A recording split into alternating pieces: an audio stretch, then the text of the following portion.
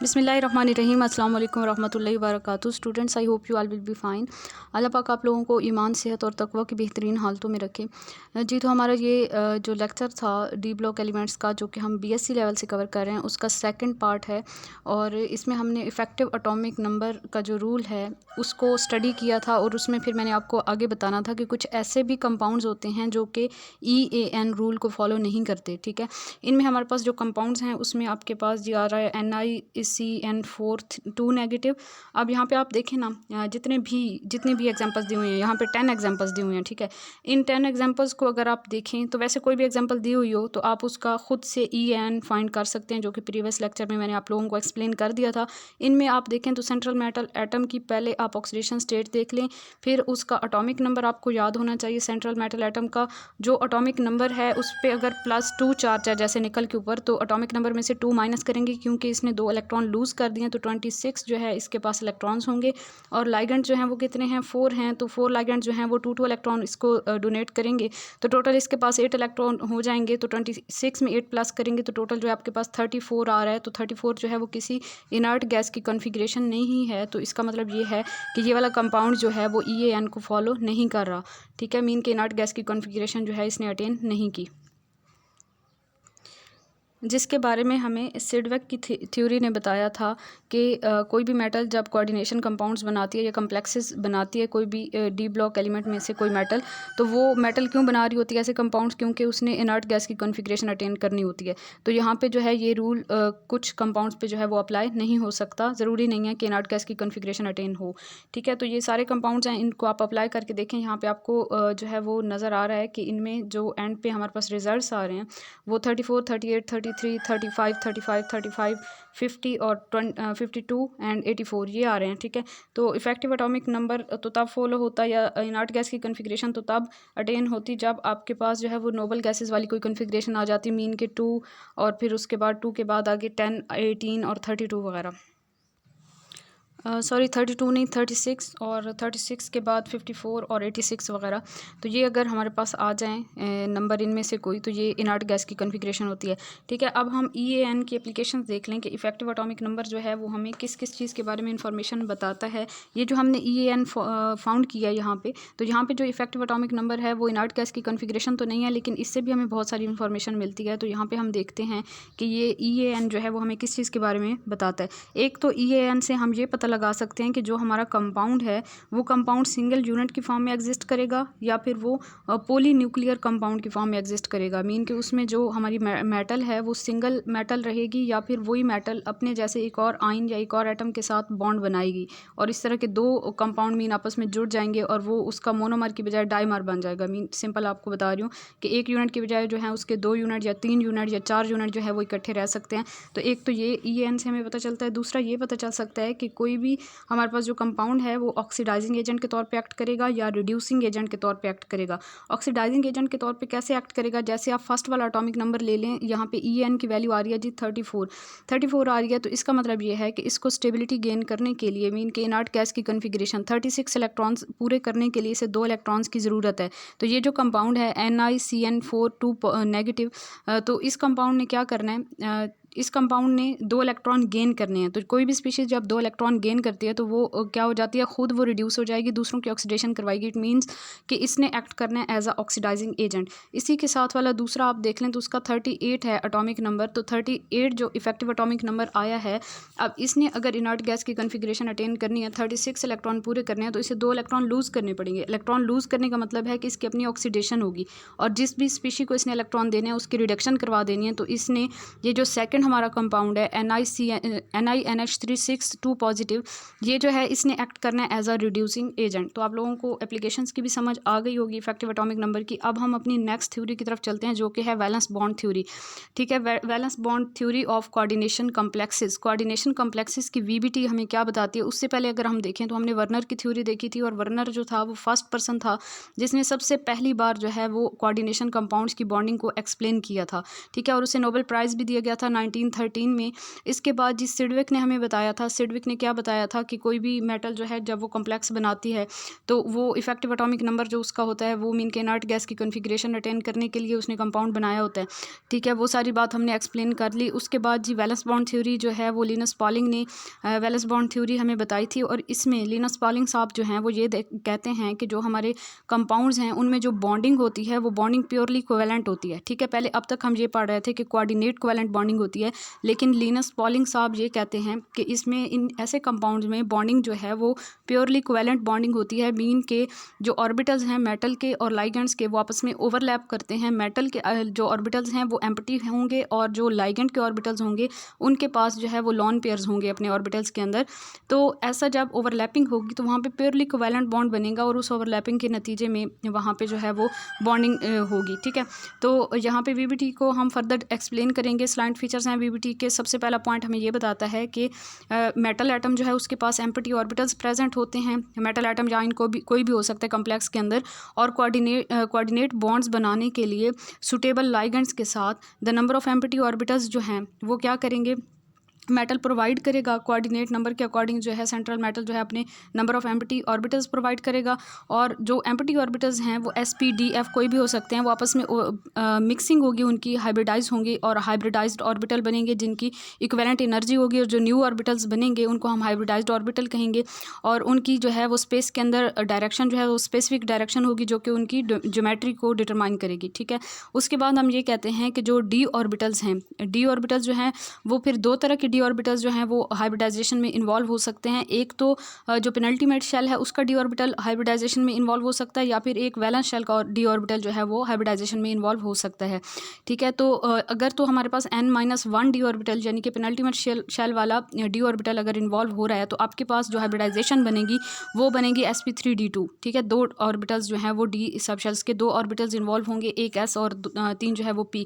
s और p वाले जो हैं वो वैलेंस शेल के होंगे और d वाला जो है वो वैलेंस से पिछले शेल का होगा। ठीक है, और अगर ऐसा हो कि वैलेंस शेल के ही sp और d तीनों जो है वो पार्टिसिपेट करें तो फिर आपके पास d2sp3 हाइब्रिडाइजेशन फिर होगी sp3d2। ठीक है, दूसरे केस में sp3d2 होगी, और फर्स्ट केस जो था d2sp3 वाला, d2sp3 वाले में आपके पास इनको हम इनर ऑर्बिटल कम्प्लेक्सेस कहते हैं और sp3d2 वालों को हम आउटर ऑर्बिटल कम्प्लेक्सेस कहते हैं। Each ligand has at least one orbital containing a lone pair of the electrons to overlap with the hybrid orbitals of the metal. हर लाइगेंड के पास एक लॉन पेयर होना चाहिए अपने उस ऑर्बिटल के अंदर जो कि ओवरलैपिंग करने जा रहा है। ऊपर वाले पॉइंट को भी मैं एक बार पढ़ लेती हूँ कि the D orbitals involve in the hybridisation में be either inner n-1 D orbital और आउटर n डी ऑर्बिटल्स। ठीक है, मीन के या तो वैलेंस शेल वाले या वैलेंस शेल से पिछले शेल वाले डी ऑर्बिटल्स हो सकते हैं। Thus in case of the octahedral hybridization the orbital में इन्वॉल्व sp3d2 हाइब्रिडाइजेशन और d2sp3 हाइब्रिडाइजेशन। थोड़ा सा अगला कॉन्सेप्ट मैंने एक्सप्लेन कर दिया था कि d2sp3 हाइब्रिडाइजेशन जो है वो इनर ऑर्बिटल कम्प्लेक्सेस कहेंगे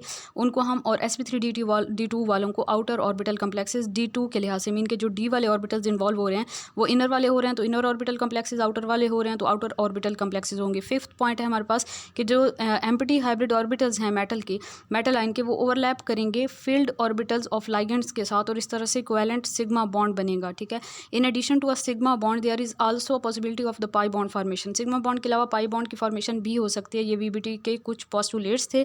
उसके बाद जी कुछ कॉमन हाइब्रिडाइजेशंस और उनके अकॉर्डिंग जो है वो ज्योमेट्रीज बताई हुई हैं यहाँ पे। ये आप लोग पहले भी जानते हैं कि अगर sp हाइब्रिडाइजेशन होगी तो लीनियर ज्योमेट्री होगी, sp2 हाइब्रिडाइजेशन होगी तो ट्राइगोनल प्लेनर ज्योमेट्री होगी, sp3 हाइब्रिडाइजेशन होगी तो टेट्राहेड्रल ज्योमेट्री होगी, dsp2 hybridisation square planar, dsp3 trigonal bipyramidal, sp3d square pyramidal, d2sp3 और sp3d2 ऑक्टाहेड्रल ज्योमेट्री। ठीक है, तो ये ज्योमेट्रीज और इनकी शेप्स जो है इनको अच्छे से याद कर लें, एमसीक्यूज के लिहाज से बहुत इंपॉर्टेंट है। Applications of valence bond theory को अगर हम देखें तो यहाँ पे एप्लीकेशन में जो मेन चीज़ आपने देखनी है, सबसे पहले हम कम्प्लेक्सेस ऑफ कोऑर्डिनेशन नंबर 6 की बात करेंगे। ठीक है, तो इसमें inner orbital complexes, outer orbital complexes, जैसे भी कम्प्लेक्सेस हैं, चाहे वो कोऑर्डिनेशन नंबर 6 के हैं चाहे कोऑर्डिनेशन नंबर 4 के हैं, उनमें कुछ इंपॉर्टेंट पॉइंट्स हैं जो कि मैं फर्स्ट कंपाउंड में आप लोगों के साथ जो शेयर करने जा रही हूँ ना, उसी के अकॉर्डिंग आपने बाकी में जो है उनका ध्यान रखना है और वही चीज़ें जो है जस्ट आप लोगों ने याद कर लेनी है एमसीक्यूज़ के लिहाज से। जैसे आपके पास फर्स्ट कॉम्प्लेक्स जो है वो है CrNH3 6 3 पॉजिटिव, मतलब क्रोमियम के साथ 3 अमाइन लगे हुए हैं, और सॉरी 6 अमाइन जो है वो लगे हुए हैं और 3 पॉजिटिव इस कम्प्लेक्स के ऊपर जो है वो चार्ज है। ये कॉम्प्लेक्स आइन है। इस कॉम्प्लेक्स आइन को हम लोग एक्सप्लेन करेंगे। तो सबसे पहले आपके पास क्रोमियम का आपको एटॉमिक नंबर पता होना चाहिए और उसके अकॉर्डिंग फिर उसकी इलेक्ट्रॉनिक कन्फिग्रेशन आप आनी चाहिए। ठीक है, तो हम डायरेक्टली इधर आ जाते हैं। यहाँ पे इलेक्ट्रॉनिक कन्फिग्रेशन हम क्रोमियम के लिखेंगे। क्रोमियम का एटॉमिक नंबर होता है 24। इसके 3D में टोटल वैलेंस शेल की कन्फिग्रेशन देखें तो 5 इलेक्ट्रॉन है, 4s में 1 इलेक्ट्रॉन है। ठीक है, और 4p वाला जो है इसके एम्प्टी ऑर्बिटल्स हैं तीनों। ठीक है, क्रोमियम के ऊपर 3 पॉजिटिव चार्ज है। ठीक है, इस कंपाउंड के अकॉर्डिंग अमोनिया चूँकि न्यूट्रल था तो 3 positive charge on the whole complex ion के ऊपर है, वो क्रोमियम का ही चार्ज है 3 पॉजिटिव। 3 पॉजिटिव का मतलब ये है कि क्रोमियम के ये तीनों इलेक्ट्रॉन जो है वो हमने निकाल देने हैं। क्रोमियम ने 3 इलेक्ट्रॉन लूज़ कर देने हैं। 3 इलेक्ट्रॉन इसने लूज़ करने हैं तो इसके ये डी वाले 2 ऑर्बिटल्स और एक एस वाला ऑर्बिटल जो है ये एम्प्टी हो जाएंगे। जब ये ऑर्बिटल्स एम्प्टी होंगे तो फिर इसकी हाइब्रिडाइजेशन होगी और इसके ये वाले 2 डी वाले ऑर्बिटल, एक एस वाला ऑर्बिटल यानी 4s वाला ऑर्बिटल और 3 जो है वो 4p वाले ऑर्बिटल्स ये आपस में मिक्स होंगे। 6 जो है वो वैकेंट ऑर्बिटल्स होंगे, 6 के 6 आपस में मिक्स होंगे। हाइब्रिडाइजेशन बनेगी ये D2 अंदर वाले, then S and then P3, D2 sp3 hybridization होगी। तो सबसे पहला पॉइंट जो आप लोगों को आना चाहिए वो आपको मेटल की इलेक्ट्रॉनिक कन्फिग्रेशन, उसका एटॉमिक नंबर आना चाहिए। वैलेंस शेल की इलेक्ट्रॉनिक कन्फिग्रेशन आनी चाहिए जो कि पहले लेक्चर से मैं आप लोगों को कह रही हूँ कि आप लोग याद कर लें। उसके बाद जी उसके आयन की इलेक्ट्रॉनिक कन्फिग्रेशन और उसके बाद दूसरी चीज़ आ जाएगी हाइब्रिडाइजेशन, आपने याद कर लेनी है। हाइब्रिडाइजेशन का जब आपको पता चल गया तो ऊपर हमने पढ़ लिया कि D2 sp3 हाइब्रिडाइजेशन होगी तो उसमें आपके पास ऑक्टाहेड्रल ज्योमेट्री होगी। ठीक है, होगा क्या कि ये जो 6 ऑर्बिटल जो कि इंटरमिक्स हुए थे, हाइब्रिड ऑर्बिटल बने थे, उनमें 6 लाइगेंड्स जो थे NH3 6 थे। तो हर एक NH3 जो है वो ये मोनोडेंटेट लाइगेंड हैं तो एक एक लॉन पेयर डोनेट करेंगे। तो ये जो 2 क्रॉस आपको नज़र आ रहे हैं हर एक ऑर्बिटल के अंदर, ये 2 लॉन पेयर मतलब कि एक लॉन पेयर के 2 इलेक्ट्रॉन्स हैं जो कि हर एक NH3 ने यहाँ पे आके ओवरलैपिंग की उनके लॉन पेयर वाले ऑर्बिटल ने। तो ओवरलैपिंग के नतीजे में यहाँ पे बना जी कोवेलेंट बॉन्ड और इस तरह से जो है 6 बॉन्ड 6 लाइगेंड्स के साथ बन गए और हाइब्रिडाइजेशन हुई D2 sp3 और ज्योमेट्री हुई ऑक्टाहेड्रल। और इसके अलावा हम स्ट्रक्चर भी देख लेते हैं। यहाँ पे ये आपके पास जी स्ट्रक्चर आ गया इसका और इसमें D2 अंदर वाले इन्वॉल्व हुए थे तो इनर ऑर्बिटल कम्प्लेक्स होगा। एक और चीज़ भी देख लेते हैं, यहाँ पे इलेक्ट्रॉन्स जो है वो अनपेयर्ड हैं तीनों इलेक्ट्रॉन, तो ये पैरामैग्नेटिक होगा। एक बात आपने इसकी ज्योमेट्री बताई, ठीक है, हाइब्रिडाइजेशन बताई नंबर 1, नंबर 2 इसकी ज्योमेट्री बताई, नंबर 3 पे आपने ये बताया कि ये इनर ऑर्बिटल कॉम्प्लेक्स है, नंबर 4 पे आपने ये बताना है कि ये पैरामैग्नेटिक है। ठीक है, ये 4-5 बातें हैं जो इंपॉर्टेंट है और सबसे इंपॉर्टेंट चीज़ कि आपको एटॉमिक नंबर आना चाहिए सेंट्रल मेटल एटम का या आइन का और इसके अलावा जी उसकी हाइब्रिडाइजेशन आनी चाहिए। तो ये ऑक्टाहेड्रल कॉम्प्लेक्स था तो ये इसका ऑक्टाहेड्रल स्ट्रक्चर हो जाएगा। स्ट्रक्चर तो खैर MCQs के लिहाज से इतना इंपॉर्टेंट नहीं है, मतलब बनाना ड्रा करना, वैसे आपको ज्योमेट्री का नेम पता होना चाहिए। Why it is called inner orbital complex? Because the two 3D inner are used in hybridization rather than 4D of the chromium 3 positive ion। यहाँ पे जो है अंदर वाले यानी कि 3D वाले ऑर्बिटल इन्वॉल्व हुए हैं in spite of 4D orbitals, that's why this is called the inner orbital complex. उसके बाद जी नेक्स्ट हमारे पास कम्प्लेक्स आइन आ जाता है CONH3 6 3 पॉजिटिव कम्प्लेक्स आइन। तो इसमें भी आप उसी तरह कोबाल्ट जो है इसकी इलेक्ट्रॉनिक कन्फिग्रेशन देखेंगे, इसकी जी ग्राउंड स्टेट में देखेंगे, फिर जो है इसके जो इलेक्ट्रॉन लूज़ करने के बाद जो स्टेट आती है उसमें आप देखेंगे। यहाँ पे एक और चीज़ आप लोगों ने ध्यान में रखनी है कि यहाँ पे जो भी लाइगेंड्स आ रहे होते हैं उनमें से कुछ लाइगेंड्स होते हैं वो स्ट्रॉन्ग लाइगेंड्स होते हैं और कुछ लाइगेंड्स होते हैं वो वीक लाइगेंड्स होते हैं। अब जो स्ट्रॉन्ग फील्ड लाइगेंड्स हैं वो क्या करेंगे, वो इलेक्ट्रॉन्स की पेयरिंग करवा देते हैं। ठीक है, वो मैं आपको बाद में बताती हूँ। तो इसमें आप देखें कि इलेक्ट्रॉनिक कन्फिग्रेशन आपने देखी कि 3D7 4s2 थी। ठीक है, और फिर क्या हुआ, जब इसने 3 इलेक्ट्रॉन लूज़ किए तो S वाले दोनों इलेक्ट्रॉन निकल जाएंगे और एक इलेक्ट्रॉन जो है वो आपका P में से जो पेयर्ड इलेक्ट्रॉन है वहाँ से एक इलेक्ट्रॉन निकलेगा और इस तरह P में जो है वो 4 अनपेयर्ड इलेक्ट्रॉन और एक जो है पेयर्ड मतलब पेयर बच जाएगा इलेक्ट्रॉन का डी वाले ऑर्बिटल्स के अंदर। अब नेक्स्ट क्या होगा कि जो हमारे पास यहाँ पे लाइगेंड्स हैं वो है NH3 अमोनिया है। ठीक है, तो अमाइन जो लाइगेंड है ये एक स्ट्रॉन्ग फील्ड लाइगेंड है। स्ट्रॉन्ग फील्ड लाइगेंड जो होते हैं वो क्या करते हैं कि ये जो सिंगल इलेक्ट्रॉन्स हैं इनकी पेयरिंग करवा देंगे, मतलब ये 2 इलेक्ट्रॉन यहाँ से निकलेंगे और यहाँ पे आके जी पेयर अप हो जाएंगे इधर वाले इलेक्ट्रॉन्स के साथ, एक इधर और एक जो है वो इधर वाले इस ऑर्बिटल के अंदर। तो 4 इलेक्ट्रॉन जो है वो 2 ऑर्बिटल्स के अंदर ही आ जाएंगे, मतलब यहाँ पे। ठीक है, इस तरह ये वाले 2 ऑर्बिटल्स जो थे वो खाली हो गए और इस तरह से ये D2 और sp3 ऑर्बिटल्स ये हाइब्रिडाइज हुए। हाइब्रिडाइजेशन हुई जी D2 sp3 और ज्योमेट्री हुई ऑक्टाहेड्रल, इनर ऑर्बिटल कम्प्लेक्स हुआ, इलेक्ट्रॉन्स पेयर्ड अप हो चुके हैं तो इस वजह से ये डायामैग्नेटिक होगा। ठीक है, तो इस तरह से जो है ये आपने सारी चीज़ें एक्सप्लेन कर ली, ज्योमेट्री भी बता दी, ये भी बता दिया इनर ऑर्बिटल कम्प्लेक्स है, डायामैग्नेटिक है, स्ट्रॉन्ग फील्ड लाइगेंड था NH3। अच्छा, स्ट्रॉन्ग फील्ड लाइगेंड और वीक फील्ड लाइगेंड की एक पहचान आप लोगों ने ये देखनी है कि अगर जो आपके पास लाइगेंड है उसमें से जो डोनर एटम एटम है वो नाइट्रोजन या कार्बन है, इन दोनों में से कोई एक है, तो फिर आपके पास स्ट्रॉन्ग फील्ड लाइगेंड होगा। ये छोटी सी पहचान आप लोग याद रखें तो आप लोगों को इंशाल्लाह ताला मुश्किल नहीं होगी। अच्छा जी, इसकी यहाँ पे ज्योमेट्री भी एक्सप्लेन कर दी हुई है। उसके बाद नेक्स्ट पेज पे आप आ जाते हैं। नेक्स्ट पेज पे है वाई इनर ऑर्बिटल कम्प्लेक्स। तो आप लोगों को पता है कि 3D ऑर्बिटल इन्वॉल्व हुए इंस्टेड ऑफ 4D ऑर्बिटल, इस वजह से इसे हम इनर ऑर्बिटल कम्प्लेक्स कहेंगे। ऑक्टाहेड्रल ज्योमेट्री होगी, डायमैग्नेटिक होगा। उसके बाद नेक्स्ट आइन है हमारे पास कॉम्प्लेक्स आइन है FeCN6 3 नेगेटिव कॉम्प्लेक्स आइन। अब इसमें देखें तो जो आयरन है इसके इलेक्ट्रॉनिक कन्फिग्रेशन देखें 3d6 4s2 है। यहाँ पे हमने ये कन्फिग्रेशन ड्रा की। उसके बाद आयरन के ऊपर 3 पॉजिटिव चार्ज है, 3 इलेक्ट्रॉन, 2 इलेक्ट्रॉन एस वाले, एक ये पेयर्ड इलेक्ट्रॉन जो था यहाँ से एक इलेक्ट्रॉन निकला, तो इसके 5 जो है वो अनपेयर्ड इलेक्ट्रॉन बच गए। अब जो 5 अनपेयर्ड इलेक्ट्रॉन बच गए इसके पास लाइगेंड कौन है, CN है। तो CN जो है वो क्या है, वो आपके पास स्ट्रॉन्ग फील्ड लाइगेंड है। स्ट्रॉन्ग फील्ड लाइगेंड है क्योंकि इसमें नाइट्रोजन भी प्रेजेंट है। तो स्ट्रॉन्ग फील्ड लाइगेंड ने क्या करना है, ये दोनों इलेक्ट्रॉन यहाँ से निकलेंगे, यहाँ पे आके पेयर अप हो जाएंगे। अब यहाँ पे तो 2 इलेक्ट्रॉन आ जाएंगे यानी कि यहाँ पे, लेकिन ये एक इलेक्ट्रॉन अकेला रह जाएगा फिर भी इसमें पैरामैग्नेटिक करैक्टर होगा। ठीक है, तो ये पैरामैग्नेटिक कंपाउंड होगा। हाइब्रिडाइजेशन कौन सी हुई, 2D अंदर वाले इन्वॉल्व हुए, S और P3 जो है वो वैलेंस शेल वाले इन्वॉल्व हुए। तो ये आपके पास जी हाइब्रिडाइजेशन हुई D2sp3 ऑक्टाहेड्रल कंपाउंड है ये। और इसमें आपके पास ये इनर ऑर्बिटल कॉम्प्लेक्स है, ये पैरामैग्नेटिक है और ऑक्टाहेड्रल ज्योमेट्री है। ठीक है, तो ये सारी चीज़ें हमने एक्सप्लेन कर ली, ये इसकी डायग्राम आ गई। उसके बाद नेक्स्ट है CO F6 3 negative complex ion. अब इसको आप देखें तो इसमें भी कोबाल्ट की आप इलेक्ट्रॉनिक कन्फिग्रेशन लिखेंगे। उसके बाद CO3 पॉजिटिव आयन इसकी लिखेंगे, तो इसमें 2 इलेक्ट्रॉन S4s वाले, एक इलेक्ट्रॉन यहाँ से D वाला जाएगा। तो 4 जो है वो अनपेयर्ड इलेक्ट्रॉन है, लेकिन यहाँ पे जो लाइगेंड है वो है फ्लोरो या फ्लोरिडो। तो लाइगेंड जो है यहाँ पे वीक फील्ड लाइगेंड है, तो ये पेयरिंग नहीं करवा सकेगा। तो चारों के चारों इलेक्ट्रॉन यहाँ पे अनपेयर्ड ही रहेंगे। तो यहाँ पे जो हाइब्रिडाइजेशन होगी वो ये जो एम्प्टी ऑर्बिटल थे S और 3p, यानी कि 4s वाला एक और 4p वाले 3 ऑर्बिटल्स, और फिर उससे नेक्स्ट वाले 4d वाले 3 ऑर्बिटल्स, 4d वाले 2 ऑर्बिटल्स यहाँ से आएंगे। 3 जो है वो 4p वाले और एक जो है वो 4s वाला ऑर्बिटल। तो टोटल ये जो आपके पास जो है ना 6 ऑर्बिटल्स आपस में मिक्स होंगे। sp3d2 हाइब्रिडाइजेशन होगी, हाइब्रिडाइजेशन sp3d2 ऑक्टाहेड्रल कॉम्प्लेक्स होगा ये, और ये होगा आउटर ऑर्बिटल कॉम्प्लेक्स। ठीक है, समझ आ गई, क्योंकि डी वाले ऑर्बिटल जो हैं वो बाहर वाले इन्वॉल्व हुए हैं। तो आउटर ऑर्बिटल कॉम्प्लेक्स, यहाँ पे अनपेयर्ड इलेक्ट्रॉन मौजूद हैं, तो ये पैरामैग्नेटिक है। ठीक है, तो ये इसकी आ गई डायग्राम। इसका स्ट्रक्चर तो ऐसा ही आएगा क्योंकि ऑक्टाहेड्रल है। उसके बाद हाई स्पिन या इसको आउटर ऑर्बिटल कॉम्प्लेक्स कहेंगे, हाई स्पिन या outer orbital complex. Outer orbital की तो समझ आ गई ना आपको, क्योंकि डी वाले ऑर्बिटल जो हैं वो बाहर वाले इन्वॉल्व हुए हैं। और हाई स्पिन इस वजह से क्योंकि इसके पास बहुत सारे अनपेयर्ड इलेक्ट्रॉन्स हैं। तो यहाँ पे आप पढ़ भी सकते हैं कि the outer orbital complex is expected to have a large number of the unpaired electrons. The 2 4D outer orbitals are involved rather than 3D. Such a complex is called high spin और outer orbital complex. उसके बाद जी next आपके पास आ जाता है FeH2O6 3 positive complex ion. इसमें आप देखें तो आयरन जो है इसकी इलेक्ट्रॉनिक कन्फिग्रेशन लिखेंगे, देन 3 पॉजिटिव के लिहाज से उसके लिखेंगे, ये पीछे भी हमने किया है। देन इसके पास जो लाइगेंड है वो वाटर है, एक्वा है। तो वाटर जो है ये वीक फील्ड लाइगेंड है, तो ये पेयरिंग नहीं करवा सकेगा। इस वजह से जहाँ पे जो हाइब्रिडाइजेशन होगी उसमें बाहर वाले 2 D वाले ऑर्बिटल्स इन्वॉल्व होंगे और हाइब्रिडाइजेशन हो जाएगी sp3d2।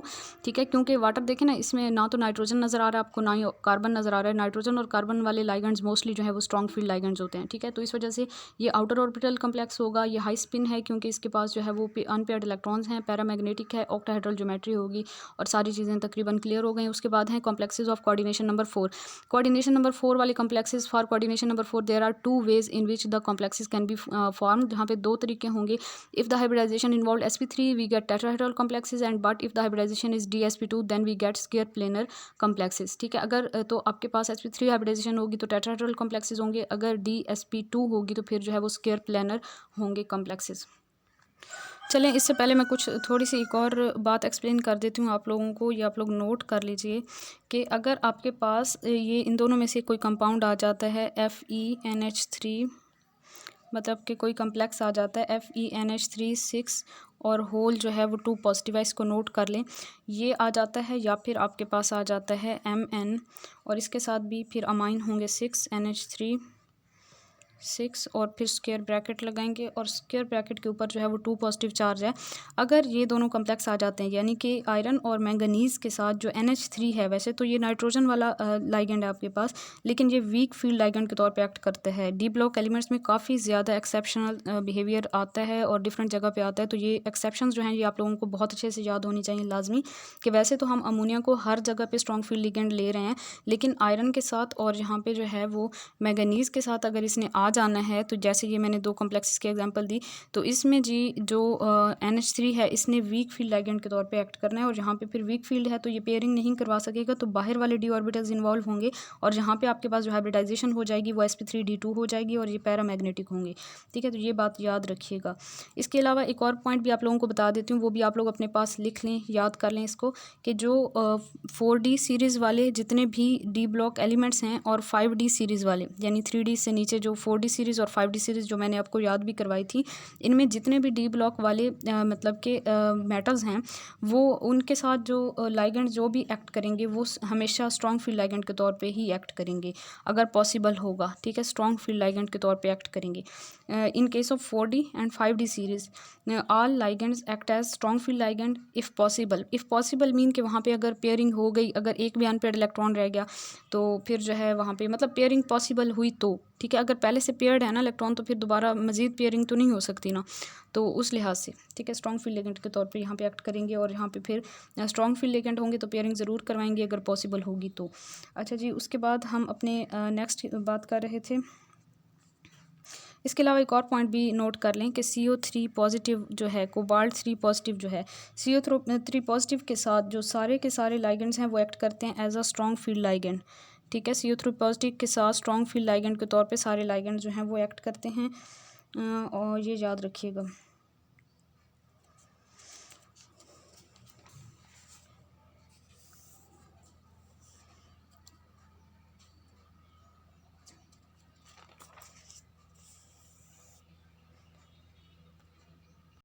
अब जी कोऑर्डिनेशन नंबर 4 वाले जो कंपाउंड्स हैं उनकी एग्जांपल्स को एक्सप्लेन करते हैं। जैसे हमारे पास NiCN4 2 नेगेटिव कॉम्प्लेक्स आयन है। इसमें सबसे पहले आप निकल की इलेक्ट्रॉनिक कॉन्फ़िगरेशन को लिख लेंगे। निकल 28 एटॉमिक नंबर है इसका, ये इसकी वैलेंस शेल की कॉन्फ़िगरेशन हो गई। फिर आप निकल 2 पॉजिटिव की कॉन्फ़िगरेशन लिखेंगे, तो 2 इलेक्ट्रॉन 4s वाले यहाँ से निकाल देंगे। अब बाकी ये आपके पास इसकी जो है वो कॉन्फ़िगरेशन आ गई है। उसके बाद जी आपने क्या करना है, आपने ये देखना है कि यहाँ पे जो लाइगेंड अटैच हो रहा है वो स्ट्रॉन्ग फील्ड लाइगेंड है या वीक फील्ड लाइगेंड है। तो हमारा जो लाइगेंड था वो था CN जो है ये स्ट्रॉन्ग फील्ड लाइगेंड है। स्ट्रॉन्ग फील्ड लाइगेंड जैसे ही अप्रोच करेगा सेंट्रल मेटल एटम को, तो ये वाले जो 2 इलेक्ट्रॉन्स हैं जो कि सिंगल सिंगल्स थे वो पेयर अप होके एक ही ऑर्बिटल में आ जाएंगे, और लास्ट वाला जो डी ऑर्बिटल है ये एम्प्टी हो जाएगा। ठीक है, नेक्स्ट पेज पे देखते हैं। यहाँ पे आपके पास जी डी वाला एक ऑर्बिटल एम्प्टी हो गया था, तो ये वाला डी, ये वाला एस, और नेक्स्ट वाले 3 जो पी वाले 2 जो पी वाले ऑर्बिटल्स हैं ये आपस में मिक्स होंगे, और इस तरह DsP2 हाइब्रिडाइजेशन हो जाएगी। DsP2 हाइब्रिडाइजेशन जब आपके पास हो जाएगी तो फिर आपके पास स्ट्रक्चर होगा स्क्वायर प्लेनर। ठीक है, और इसमें आपके पास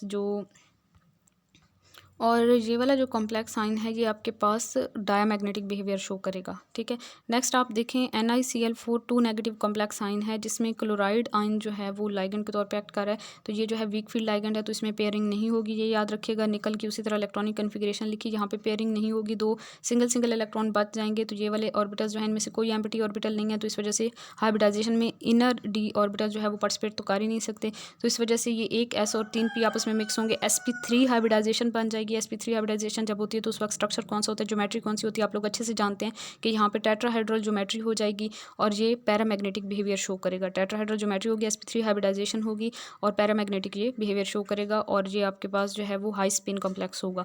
उसके बाद जी नेक्स्ट एग्जाम्पल की तरफ हम आते हैं। NiCO4 कॉम्प्लेक्स आयन है, टेट्राहेड्रल कॉम्प्लेक्स है ये भी, इसमें भी आपने निकल की उसी तरह इलेक्ट्रॉनिक कन्फिग्रेशन लिखी, और निकल की यहाँ पे 0 थी ऑक्सीडेशन स्टेट, तो इस केस में आपके पास जो है इलेक्ट्रॉन, अच्छा यहाँ पे जो है ना थोड़ी सी एक्सेप्शन आ जाएगी, यहाँ पे मैं एक्सप्लेन कर देती हूँ कि यहाँ पे क्या होगा कि जो 4s वाले इलेक्ट्रॉन्स हैं वो दोनों इलेक्ट्रॉन्स जो हैं, थोड़ा सा स्पेशल केस है कि ये दोनों इलेक्ट्रॉन, एक इलेक्ट्रॉन इधर आके पेयर अप हो जाएगा और एक इलेक्ट्रॉन इस ऑर्बिटल में आके पेयर अप हो जाएगा, तो यहाँ पे पेयरिंग हो जाएगी। यहाँ पे जो लाइगेंड है वो स्ट्रॉन्ग फील्ड लाइगेंड है, तो क्योंकि इसमें आपको कार्बन एटम नज़र आ रहा है ना, तो इस तरह से पेयरिंग होगी, और इस तरह आपके पास जो हाइब्रिडाइजेशन होगी वो sp3 हाइब्रिडाइजेशन होगी। ठीक है, sp3 हाइब्रिडाइजेशन होगी तो स्ट्रक्चर जो होगा वो टेट्राहेड्रल होगा, और इसमें सारे इलेक्ट्रॉन पेयर्ड हैं, तो ये आपके पास डायमैग्नेटिक शो करेगा, डायमैग्नेटिक बिहेवियर। उसके बाद CuNH3 2 पॉजिटिव कॉम्प्लेक्स आयन है। इसमें आप देखें तो Cu की इलेक्ट्रॉनिक कन्फिग्रेशन हमने लिखी, Cu2 पॉजिटिव की लिखी, तो एक इलेक्ट्रॉन जो है वो 4s वाला, एक जो है वो D वाला ऑर्बिटल वाला गया, तो यहाँ पे एक अनपेयर्ड इलेक्ट्रॉन बच गया। उसके बाद जी नेक्स्ट पेज पे हम आएंगे, तो इसमें क्या होगा कि यहाँ पे जो हाइब्रिडाइजेशन होगी वो sp3d होगी। ठीक है, sp3d हाइब्रिडाइजेशन होगी, sp3d हाइब्रिडाइजेशन होगी, और उसके बाद बल्कि यहाँ पे जो है बुक में थोड़ी सी मिस्टेक है, तभी मुझे थोड़ी सी कन्फ्यूजन हो रही थी कि मैं आप लोगों को थोड़ा सा ठीक से एक्सप्लेन कर देती हूँ। यहाँ पे ये वाला केस जो है ना वो थोड़ा स्पेशल केस है। इसमें आप लोगों ने याद रखना है कि ये वाला जो इलेक्ट्रॉन है ये चला जाएगा बिल्कुल लास्ट वाले ऑर्बिटल के अंदर। लास्ट वाला जो डी ऑर्बिटल यहाँ पे आपको नज़र आ रहा है 4D वाला जो थर्ड ऑर्बिटल नज़र आ रहा है, उसमें जो है वो ये वाला इलेक्ट्रॉन चला जाएगा। अब आपके पास ये वाला डी वाला ऑर्बिटल एम्प्टी हो जाएगा, ये वाला एस वाला, और दो जो है वो पी वाले, ये 4P वाले हैं, ठीक है। तो 2P वाले, तो आपके पास मिक्सिंग होगी DsP2 की, ठीक है। DsP2 हाइब्रिडाइजेशन होगी, यहाँ पे DsP2 हाइब्रिडाइजेशन होगी, और DsP2 के लिहाज से फिर स्क्वायर प्लेनर ज्योमेट्री होगी, ठीक है। यहाँ पे ये वाला इलेक्ट्रॉन नहीं होगा, इसको आपने यहाँ पे शो कर देना है, यहाँ पे, ठीक है। और इसको एम्प्टी कर देना है, और इस तरह ये वाला एम्प्टी ऑर्बिटल और नेक्स्ट वाले 3 और एम्प्टी ऑर्बिटल, यानी कि ये DS और ये P वाले 2, तो DsP2 वाले जो ऑर्बिटल्स हैं ये मिक्स होंगे, DsP2 हाइब्रिडाइजेशन होगी, sp2d नहीं होगी, DsP2 हाइब्रिडाइजेशन होगी। ये आप लोग नोट कर लें, अपनी बुक पे मिस्टेक जो है इसको करेक्ट कर लें। और इस तरह से जो है आपके पास स्क्वायर प्लेनर ज्योमेट्री होगी, और सारे इलेक्ट्रॉन, यहाँ पे एक इलेक्ट्रॉन जो है वो सिंगल है, तो ये पैरामैग्नेटिक बिहेवियर शो करेगा, ठीक है। तो इसको जो है आप लोग नोट कीजिएगा। उसके बाद ZnNH3 4 2 पॉजिटिव कम्प्लेक्स आइन है। इसमें आप देखें तो जिंक की इलेक्ट्रॉनिक कन्फिग्रेशन लिखेंगे, फिर Zn2 पॉजिटिव की लिखेंगे, और फिर आप देखेंगे कि जिंक में सारे पेयर्ड इलेक्ट्रॉन है, तो यहाँ पे sp3 हाइब्रिडाइजेशन होगी, तो टेट्राहेड्रल ज्योमेट्री होगी। और इस तरह से जो है ये आपके पास सारे पेयर्ड इलेक्ट्रॉन होंगे, कोई भी अनपेयर्ड इलेक्ट्रॉन यहाँ पे नहीं है। तो यहाँ पे बताया हुआ भी है कि Zn में 3D ऑर्बिटल जो हैं वो फुली ऑक्यूपाइड हैं, therefore they can not participate in hybridisation, and sp3 hybrid orbitals can be formed as indicated, and the resulting ZnNH3 4 2 positive complex ion will be tetrahedral and will be diamagnetic, it is outer orbital complex, ठीक है। इसमें outer D orbital involve हुए। NiCO4 complex compound tetrahedral complex है। निकल की फिर electronic configuration हमने पहले लिखी, तो दोबारा भी आपके पास वही इलेक्ट्रॉनिक कन्फिग्रेशन आएगी, क्योंकि निकल की ऑक्सीडेशन स्टेटस में 0 है। तो उसके बाद जी हमारे पास जो लाइगेंड है वो CO है, तो ये जो कार्बोनाइल है ये आपके पास कार्बन इसमें एटम मौजूद है, तो ये आपके पास स्ट्रॉन्ग फील्ड लाइगेंड है, इसने इलेक्ट्रॉन की पेयरिंग करवा देनी है, यानी कि 4s वाले 2 इलेक्ट्रॉन जो हैं वो यहाँ पे आके पेयर हो जाएंगे, 4s एम्प्टी हो जाएगा, तो sp3 हाइब्रिडाइजेशन होगी, टेट्राहेड्रल ज्योमेट्री होगी, डायमैग्नेटिक होगा, और ये सारी बातें वही वाली जो हम रिपीट कर रहे हैं इतने कंपाउंड्स से। तो आप लोगों ने इनको फिंगर टिप्स पे कर लेना है। CuNH3 4 2 पॉजिटिव कॉम्प्लेक्स आइन। अब इसमें आप देखें तो कॉपर के इलेक्ट्रॉनिक कन्फिग्रेशन लिखेंगे, Cu2 पॉजिटिव लिखेंगे, एक इलेक्ट्रॉन यहाँ से जाएगा, एक इलेक्ट्रॉन यहाँ से जाएगा, यहाँ पे S वाला एम्प्टी हो गया, लेकिन यहाँ पे एक अनपेयर्ड इलेक्ट्रॉन बच जाएगा। नेक्स्ट पेज पे आ जाए, नेक्स्ट पेज पे हम देखें तो यहाँ पे जो मिक्सिंग होगी वो कौन से ऑर्बिटल्स की होगी, बल्कि ये पेज मेरे ख्याल में डबल हो गया, ये एग्जाम्पल तो हम पहले भी देख चुके हैं, ठीक है। तो इसको स्किप कर दें, नेक्स्ट पेज पे आ जाते हैं। FeCl4 नेगेटिव आइन कॉम्प्लेक्स आइन है। इसमें आयरन की आप इलेक्ट्रॉनिक कन्फिग्रेशन लिखेंगे, Fe3 पॉजिटिव की लिखेंगे, इलेक्ट्रॉन जो है वो 4s वाले दोनों चले जाएंगे, एक जो है यहाँ पे जो डबल इलेक्ट्रॉन थे एक इलेक्ट्रॉन यहाँ से जाएगा, 5D में जो है वो सिंगल इलेक्ट्रॉन बच जाएंगे। अब यहाँ पे एम्प्टी ऑर्बिटल जो हैं वो sp3 हैं, यहाँ पे p ऑर्बिटल हैं, ठीक है। तो sp3 हाइब्रिडाइजेशन हो जाएगी, लाइगेंड यहाँ पे आके जो है वो ओवरलैप करेंगे, और इस तरह से टेट्राहेड्रल ज्योमेट्री बन जाएगी, सारे इलेक्ट्रॉन जो हैं वो सिंगल हैं, तो ये पैरामैग्नेटिक बिहेवियर शो करेगा। उसके बाद जी नेक्स्ट हमारे पास आ जाते हैं inner orbital octahedral complexes and outer orbital octahedral complexes. इनके डिफरेंसेस को मैं एक बार रीड कर देती हूँ, बहुत सिंपल सी बातें हैं जो पहले भी आप लोग जानते हैं, दोबारा एक बार रीड करूँगी तो जो चीज़ नहीं जानते होंगे तो वो भी आपको क्लियर हो जाएगी। सबसे पहले inner orbital octahedral complexes, the octahedral hybridization used in the structure of these complexes involve the use of the 2 n-1 d1 ns and 3 np ऑर्बिटल्स। यानी कि इसमें डिफरेंस क्या है मेन, कि n-1 d ऑर्बिटल इन्वॉल्व होते हैं, और दूसरे वाले में आपके पास n d ऑर्बिटल्स इन्वॉल्व होते हैं, ठीक है। इसमें आपके पास n d ऑर्बिटल, यानी कि वैलेंस शेल वाला d ऑर्बिटल आउटर में, और वैलेंस से पिछले शेल वाला d ऑर्बिटल जो है वो इनर में, 2 d ऑर्बिटल्स जो इन्वॉल्व हो रहे होते हैं हाइब्रिडाइजेशन के अंदर। तो इस तरह से इनके आपके पास जो है वो d2 sp3 हाइब्रिडाइजेशन बनती है, और इसमें जो है in case of outer orbital sp3 d2 hybridization बनती है। नेक्स्ट पॉइंट है कि these complexes are given by strong ligands. जो इनर ऑर्बिटल कॉम्प्लेक्सेस हैं ये स्ट्रॉन्ग लाइगेंड्स ऐसे कॉम्प्लेक्सेस बनाते हैं, और दूसरे जो हैं आउटर ऑर्बिटल्स वो वीक फील्ड लाइगेंड जो है वो ऐसे कॉम्प्लेक्सेस बनाते हैं। नेक्स्ट पॉइंट है कि in these complexes strong ligands force the metal d electrons, यानी कि पेयरिंग करवा देते हैं इलेक्ट्रॉन की, और वहाँ से d ऑर्बिटल जो इनर वाले हैं वो एम्प्टी हो जाते हैं, और इस तरह फिर वो हाइब्रिडाइजेशन में पार्टिसिपेट करते हैं। और वीक फील्ड लाइगेंड के केस में जो है इलेक्ट्रॉन की पेयरिंग नहीं होती, तो इस वजह से जो है वहाँ पे ऑर्बिटल्स d वाले इनर वाले जो हैं वो एम्प्टी नहीं होते, तो वहाँ पे जो है वो आउटर ऑर्बिटल इन्वॉल्व होते हैं d वाले, तो इस वजह से उन्हें आउटर ऑर्बिटल कॉम्प्लेक्सेस कहते हैं।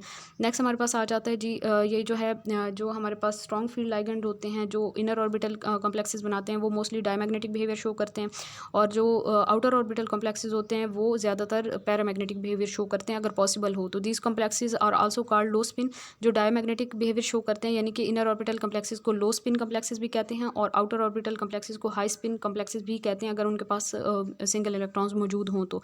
अब वैलेंस बॉन्ड थ्योरी के लिमिटेशंस को अगर हम देखें तो इसकी बहुत से, वैसे तो इसने हमें बहुत से पॉइंट एक्सप्लेन किए हैं इस थ्योरी ने, मैग्नेटिक प्रॉपर्टीज़ को भी एक्सप्लेन किया है, बॉन्डिंग को भी एक्सप्लेन किया है, ज्योमेट्री को भी एक्सप्लेन किया है। इसके अलावा जो है सारी बातें हम लोग देख चुके हैं कि क्या कुछ एक्सप्लेन किया इस थ्योरी ने, लेकिन इसमें फिर भी कुछ जो है वो इसकी लिमिटेशंस हैं। कौन सी लिमिटेशंस हैं कि इसने हमारे पास कलर जो है कॉम्प्लेक्स का कलर एक्सप्लेन नहीं किया, इलेक्ट्रॉनिक स्पेक्ट्रा को एक्सप्लेन नहीं किया। इसके अलावा जो है वो हाई स्पिन कॉम्प्लेक्सेस में आपके पास एग्जांपल है कि the valence bond theory does not tell us why water and halide ions commonly form high spin complexes. इस चीज़ को एक्सप्लेन नहीं किया कि वाटर और हैलाइड आयन जो है वो ज़्यादातर हाई स्पिन कॉम्प्लेक्सेस क्यों बनाते हैं और साइनाइड आयन जो है वो लो स्पिन कॉम्प्लेक्सेस क्यों बनाता है। This theory does not explain as to why in some cases inner orbitals and in other cases outer orbitals are used in hybridization. Inner orbital और आउटर ऑर्बिटल वाली जो involvement है उसको ठीक से एक्सप्लेन नहीं किया इस थ्योरी ने। और इसके अलावा जी does not predict the relative stabilities, हमें स्टेबिलिटीज़ का भी नहीं बताया डिफरेंट कॉम्प्लेक्सेस की। Certain complexes are labile in which the displacement of the ligand take place rapidly. कुछ ऐसे हैं कॉम्प्लेक्सेस जहाँ पे लाइगेंड की डिस्प्लेसमेंट ईजिली हो जाती है, उस चीज़ को एक्सप्लेन नहीं किया गया, ठीक है। और नेक्स्ट बस यही थी तकरीबन लिमिटेशंस। लास्ट है कि it is unable to predict the relative stabilities of different ligands, ligands की स्टेबिलिटी को भी इसने एक्सप्लेन नहीं किया। नेक्स्ट जी थ्योरी हमारे पास आ जाती है वीबीटी के बाद क्रिस्टल फील्ड थ्योरी, जिसके हम कहते हैं CFT। This theory was developed by H. Bethe and V. Black. It is based on the assumptions that the metal ion and the ligands act as point charges. इसमें जो assumption है वो ये है कि मेटल आयन भी और ligands भी point charges के तौर पे एक्ट करते हैं and the interaction between them is purely electrostatic. अब यहाँ पे डिफरेंस आ गया। पहली थ्योरी ने हमें क्या बताया, स्टार्टिंग में हमने पढ़ा तो हमने कहा जी यहाँ पे कोऑर्डिनेट कोवेलेंट बॉन्ड होता है। नेक्स्ट हमने देखा तो नेक्स्ट हमने कहा वैलेंस बॉन्ड थ्योरी ने हमें कहा कि प्योरली कोवेलेंट बॉन्ड होता है। अब जी हमें CFT ये कहती है कि यहाँ पे प्योरली इलेक्ट्रोस्टैटिक बॉन्ड होता है, पॉइंट चार्जेस के तौर पे मेटल और लाइगेंड एक्ट करते हैं और यहाँ पे उनके दरमियान जो इंट्रैक्शन होती है वो प्योरली इलेक्ट्रोस्टैटिक होती है। शेप ऑफ डी ऑर्बिटल, सबसे पहले इस थ्योरी ने हमें जो है वो शेप के बारे में बताया डी ऑर्बिटल्स की। टोटल जी हमारे पास जो डी ऑर्बिटल्स हैं वो 5 होते हैं, DXY, DYZ, DZX, DX² -Y² and DZ²। ये इनके नेम हैं। इनमें से जो 3 हैं DXY, DYZ एंड DZX, ये तीनों जो हैं ये तकरीबन सिमिलर होते हैं और इनकी 4 लॉब्स होती हैं और चारों लॉब्स जो होती हैं वो इनकी प्रिंसिपल एक्सिस के दरमियान में होती हैं, यानी कि X एक्सिस और Y एक्सिस के दरमियान में इनकी लॉब्स होती हैं। इस तरह से 4 लॉब्स होती हैं इनकी, और इनकी इलेक्ट्रॉन डेंसिटी भी इन्हीं लॉब्स के ऊपर सबसे ज़्यादा होती है, यानी कि प्रिंसिपल एक्सिस के दरमियान में इलेक्ट्रॉन डेंसिटी होती है। नेक्स्ट पेज पे आपको शेप दिखा देती हूँ। ये 3 ऑर्बिटल जो सिमिलर होते हैं जिनकी लॉब्स एक्सिस के दरमियान में होती हैं और इनकी इलेक्ट्रॉन डेंसिटी भी यहीं पे एक्सिस के दरमियान में होती है। बाकी जो 2 ऑर्बिटल हैं DX² -Y² एंड DZ², इन दोनों की शेप को तकरीबन सिमिलर समझा जाता है। स्पेशल ओरिएंटेशन डी ऑर्बिटल्स की दिखाई हुई है। यहाँ पे जो DX² -Y² है इनकी 4 लॉब्स होती हैं इसकी, और चारों लॉब्स जो हैं वो एक्सिस के ऊपर प्रेजेंट होती है। मीन की इलेक्ट्रॉन डेंसिटी यहाँ पे एक्सिस के ऊपर सबसे ज़्यादा होती है, और DZ² में आपके पास जो है वो इस तरह से ये 2 लॉब्स होती हैं और एक जो है वो हाई इलेक्ट्रॉन डेंसिटी वाला एक सर्कल भी आपको नजर आता है। X² Y² orbital also has 4 lobes of the high electron density along the X axis and Y axis, and it may be noted that this orbital is exactly like the DXY orbital except that it is rotated through 45 degree around the axis. important point है, याद रखिएगा, ठीक है। 45 degree पे rotate हुआ है, यहाँ पे डिफरेंस बताया दोनों ऑर्बिटल्स का। And the DZ² orbital consists of the 2 lobes along the Z axis with the ring of the high electron density in the XY plane. तो यहाँ पे जो है वो रिंग आ जाता है, DZ² में रिंग भी आ जाता है, ठीक है। उसके बाद DZ² and DX² -Y² orbital do not look to be similar, ये तकरीबन सिमिलर तो नहीं है, yet they are equivalent so far in interactions with the metal ion. Metal ion के साथ जब लाइगेंड्स की इंट्रैक्शंस होती हैं तो वहाँ पे जो है इनका बिहेवियर तकरीबन सिमिलर होता है, वैसे इनकी शेप जो है वो सिमिलर नहीं होती पहले 3 की तरह। The DZ² orbital may be regarded as the linear combination of the 2 orbitals. इसको जो है वो Z² जो है इसको हम कह सकते हैं कि यहाँ पे 2 ऑर्बिटल की लीनियर कॉम्बिनेशन हुई है, DZ² X² and DZ² square Y square की, each of which is equivalent to D Z square minus Y square orbital as shown in the figure. तो यहाँ पे आपको जो है ये इन दोनों की मिक्सिंग करके जो है वो ये डी जी स्केयर वाला ऑर्बिटल बना के दिखा दिया गया है। तो शेप्स पे हमने इतना ज़्यादा नहीं जाना, हमने एमसीक्यूज़ के लिहाज से देखना। However these two orbitals D Z square minus X square and D Z square minus Y square do not have independent existence. ये जो दो हैं ये इंडिपेंडेंटली एग्जिस्ट नहीं करते। And D Z square orbital can be thought of as having the average properties of the both. ठीक है, उसके बाद जी बेसिक एजम्पशंस आ जाते हैं क्रिस्टल फील्ड थ्योरी की। द ट्रांजिशन मेटल आइन is surrounded by the ligands with the lone pair of the electron. ये तो हम काफ़ी बार पढ़ चुके हैं कि ट्रांजिशन मेटल आइन के बाद जो है वो लोन पेयर लाइगेंड्स अपने लोन पेयर के साथ उसको सराउंड करते हैं। And the ligands are regarded as the point charges and the ligand may be either ionic और like F negative, C L negative, C N negative etcetera, और molecular such as water, amine, cobalt etcetera. And in case of the neutral like molecules the negative end of the dipole is oriented towards the metal line। अगर तो neutral है तो उसका negative and जो है वो dipole का वो मेटल लाइन की तरफ होगा क्योंकि मेटल पॉजिटिव होता है। The interactions between the metal ion and the negative end of the anion और ligand molecule are purely electrostatic. ये भी हमने स्टार्ट में देख लिया कि इनके दरमियान जो इंटरेक्शन होगी वो प्योरली इलेक्ट्रोस्टैटिक होगी। In other word the bond between the metal and ligand will be 100% ionic. ठीक है, यहाँ पे आयनिक बॉन्डिंग बताती है क्रिस्टल फील्ड थ्योरी हमें। The ligand surrounding the metal आइन प्रोड्यूस इलेक्ट्रिकल फील्ड। जो लाइगेंड है वो इलेक्ट्रिकल फील्ड प्रोड्यूस करते हैं। This field influences the energies of the D orbital of the central metal line. वहाँ पे जो डी ऑर्बिटल्स की जो मेटल के डी ऑर्बिटल्स हैं उनकी एनर्जीज के ऊपर इफेक्ट पड़ता है उस फील्ड की वजह से, इलेक्ट्रिक फील्ड की वजह से जो कि लाइगेंड क्रिएट करते हैं। In a free metal ion all the 5 D orbitals are degenerate. Free metal ion में सारे जो डी ऑर्बिटल है मेटल के वो डीजनरेट होते हैं, लेकिन जब लाइगेंड उसे अप्रोच करते हैं तो उसके जो इलेक्ट्रॉन्स हैं डी ऑर्बिटल के अंदर वो रिपेल होते हैं और इस तरह से जो है वहाँ पे रिपल्जन क्रिएट होती है। उस रिपल्जन के नतीजे में उनकी एनर्जीज जो हैं वो डी ऑर्बिटल्स की वो स्प्लिट हो जाती हैं। मीन के डी ऑर्बिटल पहले डीजनरेट थे, मीन के सब डी ऑर्बिटल्स की एनर्जीज जो हैं वो तकरीबन इक्वल थी, बराबर थी, सिमिलर थी, एक ही स्टेट पे थे वो एनर्जी के लिहाज से। लेकिन अब जो है वो इनकी एनर्जी जो है वो डिफरेंट हो जाती है और इनकी डिफरेंट ओरिएंटेशंस हो जाती हैं। इसी वजह से जो डी ऑर्बिटल्स हैं वो डिफरेंट इंट्रैक्शंस शो करते हैं विद लाइगेंड्स। उनकी ओरिएंटेशंस भी डिफरेंट हो जाती हैं तो लाइगेंड्स के साथ उनकी इंट्रैक्शन भी डिफरेंट होती हैं। And the orbital lying in the direction of the ligand will experience greater repulsion. अब वो वाले ऑर्बिटल्स जो कि वहाँ पे प्रेजेंट हैं जहाँ से लाइगेंड अप्रोच कर रहे हैं तो वहाँ पे रिपल्जन भी ज़्यादा क्रिएट होगी और उनकी एनर्जीज फिर ज़्यादा हो जाती हैं। ऐसे ऑर्बिटल्स जो कि बिल्कुल लाइगेंड के सामने ही प्रेजेंट हैं, उनके रास्ते में ही प्रेजेंट हैं, वो ज़्यादा रिपल्शन फील करेंगे लाइगेंड की तरफ से तो उनकी एनर्जी ज़्यादा हो जाती हैं और वो एनर्जी में ऊपर चले जाते हैं। ठीक है, दूसरी तरफ वो वाले लाइगेंड जो यानी कि लाइगेंड से वो वाले डी ऑर्बिटल मेटल के जो कि वहाँ पे प्रेजेंट है जहाँ से लाइगेंड अप्रोच नहीं कर रहे, यानी कि एक्सिस के ऊपर जो एक्सिस के दरमियान में, वो मैं आगे एक्सप्लेन करूँगी इंशाल्लाह ताला डिफरेंट कंपाउंड्स में। तो वो जो है वो लेस रिपल्जन फील करेंगे तो इस वजह से वो एनर्जी में डाउन चले जाएंगे। ठीक है, उनकी एनर्जी कम हो जाएगी। The electrical field of the ligands split up the energies of the 5d orbital and this conversion of the 5d generate d orbital of the metal line into different set of the orbitals having different energies in the presence of the electrical field of the ligand is called crystal field splitting. Ligand की electrical field की वजह से D orbitals की energies जो split हो जाती हैं, जो कि लोअर और हायर ऑर्बिटल्स में चेंज हो जाते हैं डी ऑर्बिटल्स, तो इसको हम कहते हैं crystal field splitting. And the number of the ligands and their arrangement around the central metal ion will have different effect on the relative energies of the 5d orbitals.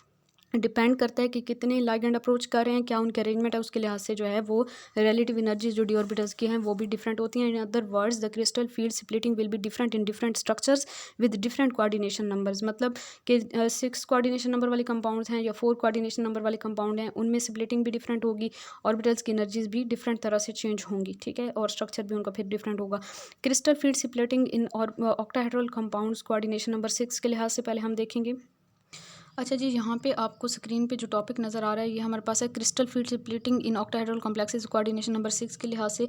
इसको यहाँ पे paragraph को पढ़ने की बजाय मैं आप लोगों को ये बता देती हूँ कि पीछे हमने ऑर्बिटल्स की शेप्स को पढ़ लिया था। ठीक है, कौन कौन से ऑर्बिटल थे, D X Y, D Y Z, D Z X, ये तीनों सिमिलर थे। इन तीनों की जो लॉब्स थी वो इन बिटवीन द एक्सिस थी और ये बाकी दो थे D Z square, D X square minus D Y square, D X square minus Y square. ये जो दो थे इनकी लॉब्स जो हैं वो एक्सिस के ऊपर प्रेजेंट होती हैं। तो आप लोगों ने याद रखना है कि जो ऑक्टाहेड्रल कॉम्प्लेक्सेस हैं। ऑक्टाहेड्रल कॉम्प्लेक्सेस के अंदर जो लाइगेंड्स होते हैं वो शेप ऑक्टाहेड्रल की कुछ ऐसी होती है कि लाइगेंड जो होते हैं ना वो एक्सिस के ऊपर से अप्रोच कर रहे होते हैं। एक्सिस के ऊपर कौन कौन से ऑर्बिटल्स प्रेजेंट हैं, d square and d square minus y square. तो ये दोनों ऑर्बिटल्स जो हैं लाइगेंड बिल्कुल इन्हीं की डायरेक्शन में आके अप्रोच कर रहे हैं। तो ये दोनों ऑर्बिटल्स जो हैं लाइगेंड की रिपल्जन की वजह से हायर एनर्जी स्टेट में चले जाएंगे। पहले तो सारे ऑर्बिटल्स की एनर्जी सेम होगी, ये इनका सेंटर है, जैसे सेंटर ऑफ ग्रेविटी होता है, ये भी इनका एक सेंटर है जहाँ पे इनकी एनर्जी सेम है, सिमिलर एनर्जी पे ये प्रेजेंट हैं। फिर लाइगेंड ने अप्रोच किया, ये दोनों जो थे ये एक्सिस के ऊपर प्रेजेंट थे। लाइगेंड जो हैं वो ऑक्टाहेड्रल कॉम्प्लेक्सेस में एक्सिस के ऊपर से अप्रोच कर रहे होते हैं। तो एक्सिस के ऊपर वाले ऑर्बिटल्स जो हैं ये दोनों ये ज़्यादा रिपल्जन फील करने की वजह से हायर एनर्जी स्टेट में चले जाएंगे। तो इन ऑर्बिटल्स को हम कहते हैं ईजी ऑर्बिटल्स। ये दोनों ईजी ऑर्बिटल्स जो हैं हाई एनर्जी स्टेट वाले ऑर्बिटल्स हैं। बाकी जो 3 ऑर्बिटल हैं जो एक्सिस के इन बिटवीन जिनकी लॉब्स प्रेजेंट थी वो लोअर एनर्जी स्टेट में चले जाते हैं, ज़्यादा रिपल्जन फील नहीं करते।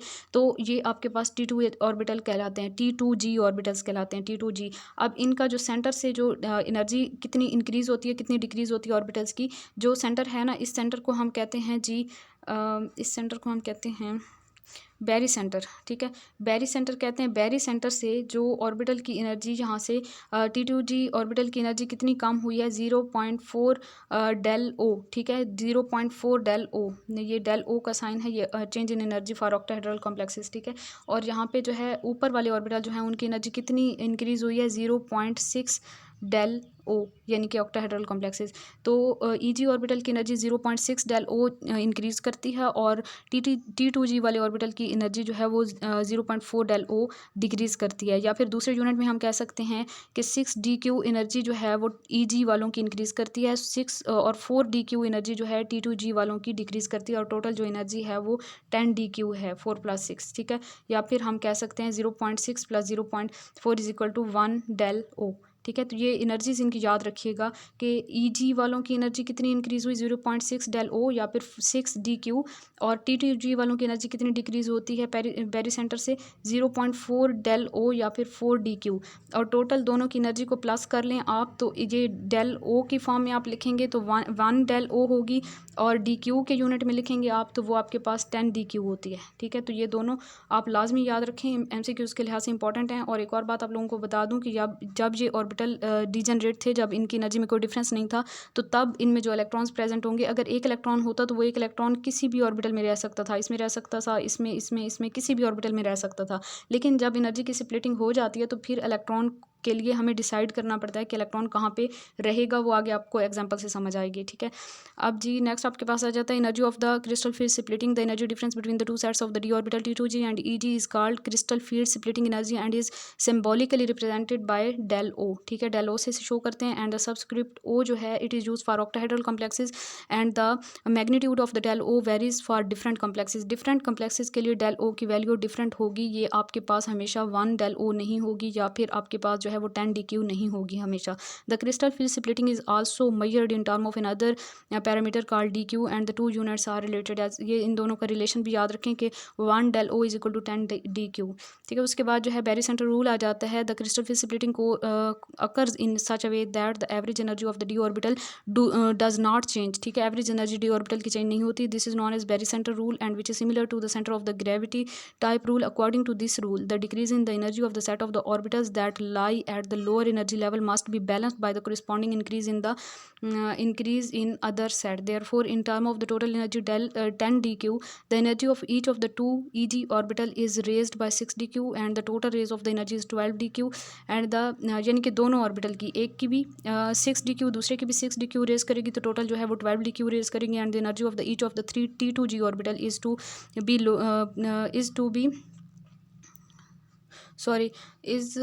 Lowered by 4 DQ। तो नीचे वाले 3 थे ना T2G वाले, तो 3 हैं तो एक की 4 DQ कम होगी, दूसरे की 4 DQ, तीसरे की 4 DQ, तो 4 3 12 हो जाएगा। तो ऊपर वालों की 12 DQ इंक्रीज़ होगी और नीचे वालों की 12 DQ डिक्रीज़ होगी। तो इस तरह जो है वो बैलेंस में रहेगा। In term of the del o the energy of the each of the 2 EG orbital is raised by 3/5 del o.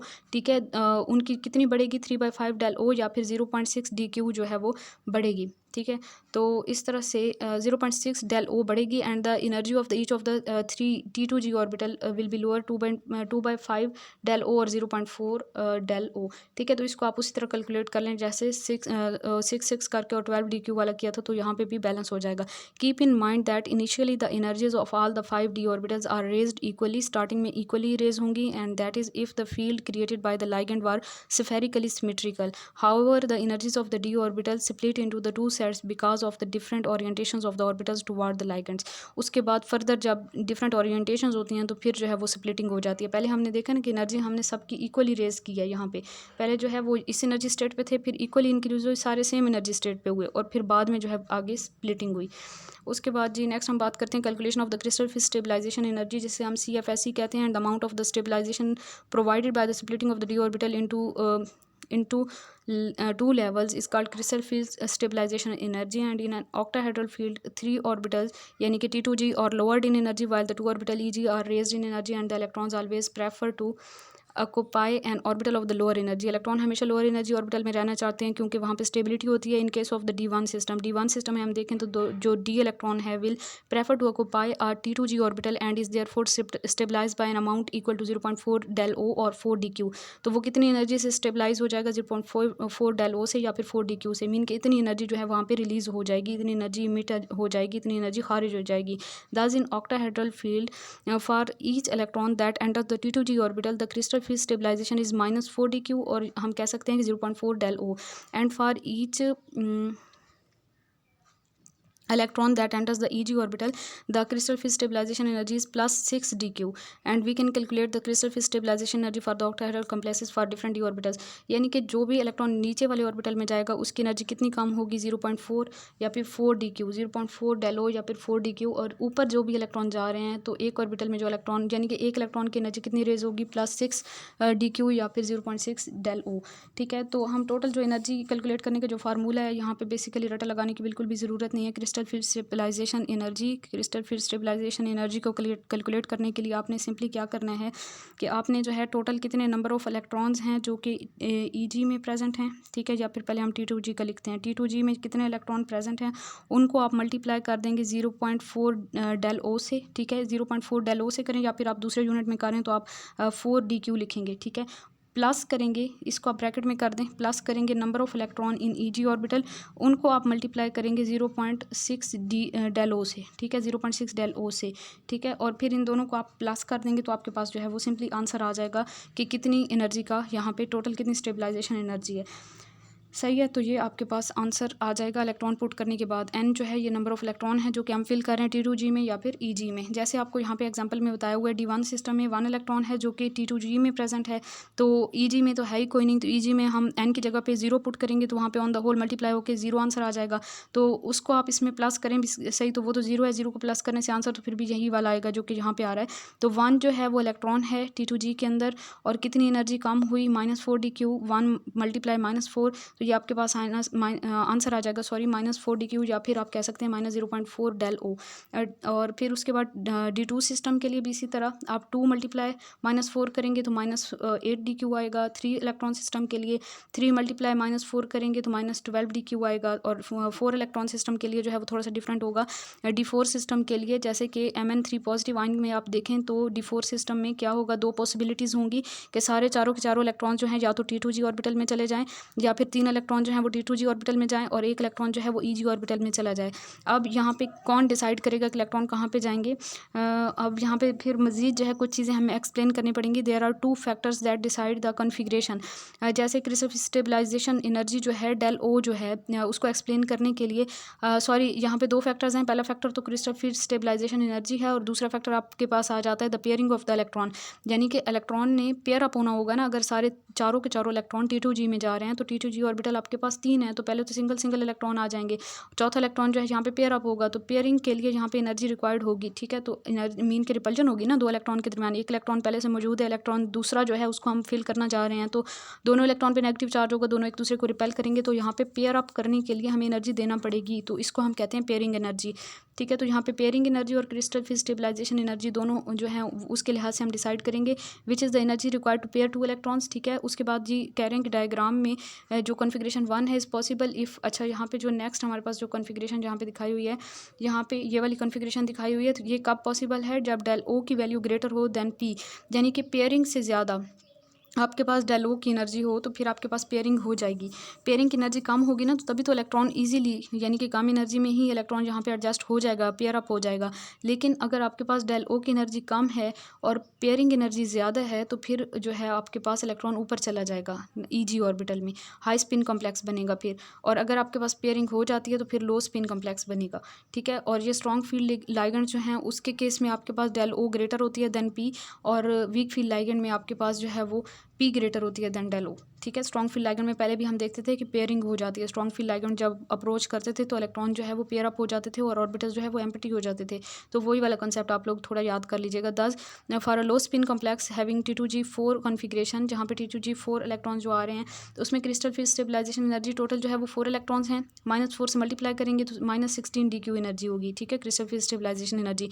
To be precise we should take into account pairing energy, तो यहाँ पे हमें pairing energy को भी add करना पड़ेगा, just -16 DQ नहीं होगी, तो पेयरिंग प्लस पी करेंगे। ठीक है। पेयरिंग एनर्जी के लिए हम प्लस पी कर देंगे। तो for a D4 high spin complex having the configuration T2G3 E1 EG1, तो यहाँ पे थोड़ा सा डिफरेंट केस होगा। T2G3 है तो -4 को 3 से मल्टीप्लाई करेंगे, 1 को 6 से मल्टीप्लाई करेंगे तो -6 DQ आएगा दूसरे केस के लिए, यानी कि इस केस के लिए अगर हम स्टेबलाइजेशन एनर्जी को काउंट करेंगे तो ये स्टेबलाइजेशन एनर्जी आपको काउंट करनी आनी चाहिए। ठीक है। अगर तो आपके पास ये वाला केस था तो इस केस में आपने 4 इलेक्ट्रॉन चूंकि T2G ऑर्बिटल में है तो T2G वाले ऑर्बिटल्स की एनर्जी थी -4 DQ, -4 को 4 इलेक्ट्रॉन है तो 4 इलेक्ट्रॉन 4 मल्टीप्लाई -4 करके -16 आया, और इस केस में आपके पास 3 जो है वो T2G में है और एक जो है वो EG में है, तो 3 इलेक्ट्रॉन को तो आप T2G वाली एनर्जी का जो डिफरेंस आना 3 मल्टीप्लाई -4 करेंगे और 1 मल्टीप्लाई +6 करेंगे तो -6 DQ आंसर आ जाएगा। D5 सिस्टम में आप देखें, D5 सिस्टम में आपके पास फिर फर्दर जो है वो यहाँ पे 2 पॉसिबिलिटीज़ हैं, इसको भी एक्सप्लेन कर लेते हैं कि अगर स्ट्रॉन्ग फील्ड लाइगेंड है तो डेल ओ जो है वो ग्रेटर होगा देन पी, यानी कि पेयरिंग एनर्जी से, और यहाँ पे पेयर अप हो जाएंगे इलेक्ट्रॉन। और इस केस में आपके पास क्रिस्टल फिर स्टेबलाइजेशन एनर्जी क्या होगी, 2 2 4 2 2 4 और 1 5 5 इलेक्ट्रॉन है तो 5 × 4 करेंगे, यहाँ पे मिस्टेक हुई है, 5 × 4 करेंगे तो 20 आएगा, -20 DQ आ जाएगा। इस केस में आप देखें तो 3 इलेक्ट्रॉन नीचे हैं, 2 इलेक्ट्रॉन ऊपर हैं, तो जो नीचे वाले T2G वाले इलेक्ट्रॉन हैं उनको आप -4 से मल्टीप्लाई करेंगे 3 को, और 2 इलेक्ट्रॉन को +6 से मल्टीप्लाई करेंगे तो 4 3 12 आ जाएगा, और फिर जमा 6 2 12 आ जाएगा, -12 जमा 12 कैंसिल आउट हो गए, जहाँ पे 0 आ जाएगी crystal field stabilization energy. For different metals are given in the table, and it may be noted that D8, D9 and D10 systems have only one possible configuration. D8, D9 और D10 system में सिर्फ one possible configuration होती है, D1, D2, D3 की तरह। जैसे D1, D2, D3 में electron जो है वो नीचे ही आएंगे, ठीक है, ऊपर जाएगा ही नहीं इलेक्ट्रॉन। और इनमें जो है हमने पॉसिबिलिटीज़ देख लें, D4, D5, D6 में, अभी जो पीछे हमने डिस्कस किया D7 देख लें, ठीक है। यहाँ पे डिफरेंट पॉसिबिलिटीज़ आ जाती हैं, डिफरेंट तरह से हम एनर्जी भी फिर कैलकुलेट करेंगे। D8, D9, D10 में आप देखें तो यहाँ पे फिर जो है वो एक ही तरह की एनर्जी आ जाएगी। तो इसको आप लोग रिवाइज़ कीजिएगा, इसको मीन आप लोग अच्छे से स्टडी कीजिएगा, और जहाँ से फिर समझ नहीं आती तो आप लोग मुझसे डिस्कस कर सकते हैं।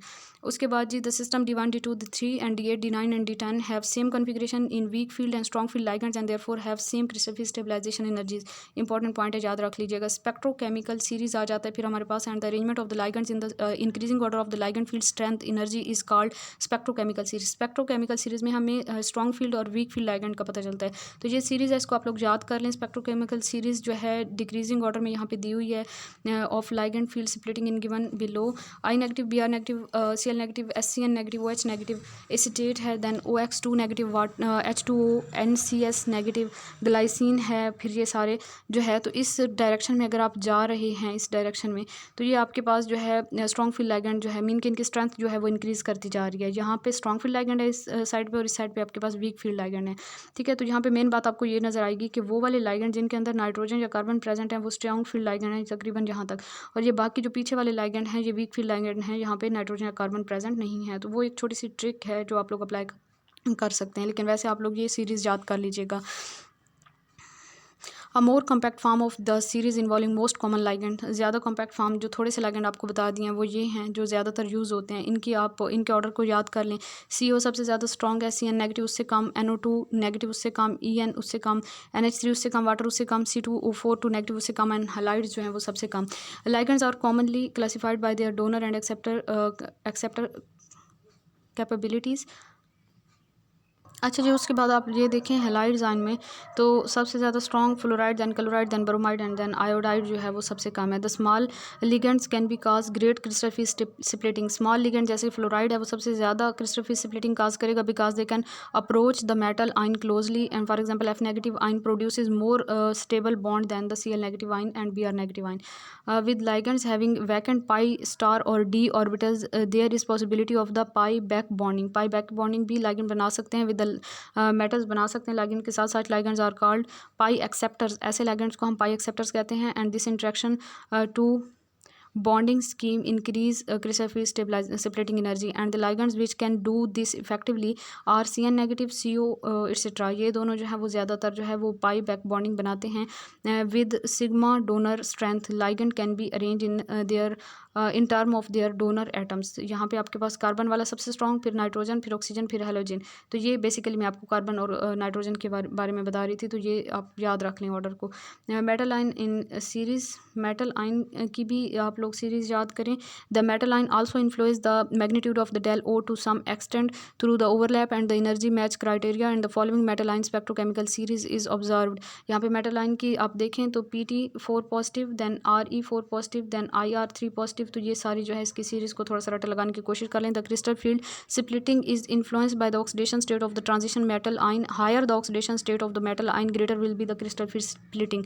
ये वाला पॉइंट याद रख लें कि जितनी ज़्यादा ऑक्सीडेशन स्टेट होगी उतनी ज़्यादा क्रिस्टल फील्ड स्प्लिटिंग होगी। क्रिस्टल फील्ड स्प्लिटिंग इन टेट्राहेड्रल कॉम्प्लेक्सेस कोऑर्डिनेशन नंबर 4। अब हमने कोऑर्डिनेशन नंबर 4 के जो कंपाउंड्स हैं उसमें क्रिस्टल फील्ड स्प्लिटिंग को स्टडी करना है, तो यहाँ पे हम एक्सप्लेन करते हैं। अच्छा जी, आप चाहें तो यहाँ से रीड कर सकते हैं, मैं आपको सिंपल वर्डिंग में बता देती हूँ कि जो हमारे पास ऑक्टाहेड्रल कॉम्प्लेक्सेस होते हैं या हमारे पास कोऑर्डिनेशन नंबर 4 वाले जो कॉम्प्लेक्सेस होते हैं, इनमें जो लाइगेंड्स होते हैं वो अप्रोच करते हैं इन बिटवीन द एक्सिस। ठीक है, इन बिटवीन द एक्सिस। अब इन बिटवीन द एक्सिस वो आएंगे तो वहाँ पे इन बिटवीन द एक्सिस आपके पास DXY, DYZ और DZX ऑर्बिटल्स की लॉब्स प्रेजेंट होती हैं, जो कि हमने पीछे शेप्स में देखा था। तो यही वाले जो ऑर्बिटल हैं DXY, DYZ एंड DZX, ये ज़्यादा रिपल्शन फील करते हैं, तो इस वजह से उनकी एनर्जी जो है वो इंक्रीज़ हो जाएगी। ठीक है, तो यहाँ पे मैं आपको डायग्राम भी दिखा देती हूँ कि ऑक्टाहेड्रल और टेट्राहेड्रल मतलब आपके पास जो है कोऑर्डिनेशन नंबर 6 और कोऑर्डिनेशन नंबर 4 वालों में क्या डिफरेंस है। ये डायग्राम आप देखें, यहाँ पे टेट्राहेड्रल, यहाँ पे ऑक्टाहेड्रल।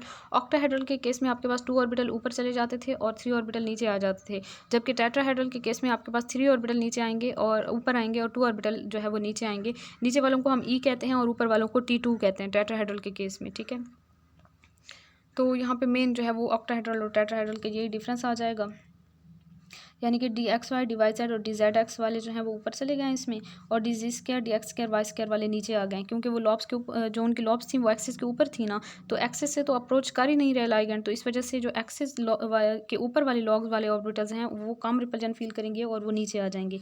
ठीक है, और इसके अलावा ऑक्टाहेड्रल कॉम्प्लेक्सेस जो हैं उनकी स्प्लिटिंग ज़्यादा होती है टेट्राहेड्रल की निस्बत। ये भी याद रखिएगा कि ऑक्टाहेड्रल की स्प्लिटिंग जो होती है वो ज़्यादा होती है इन केस ऑफ टेट्राहेड्रल। ठीक है, तो ये दोनों का कंपैरिजन याद कर लीजिएगा।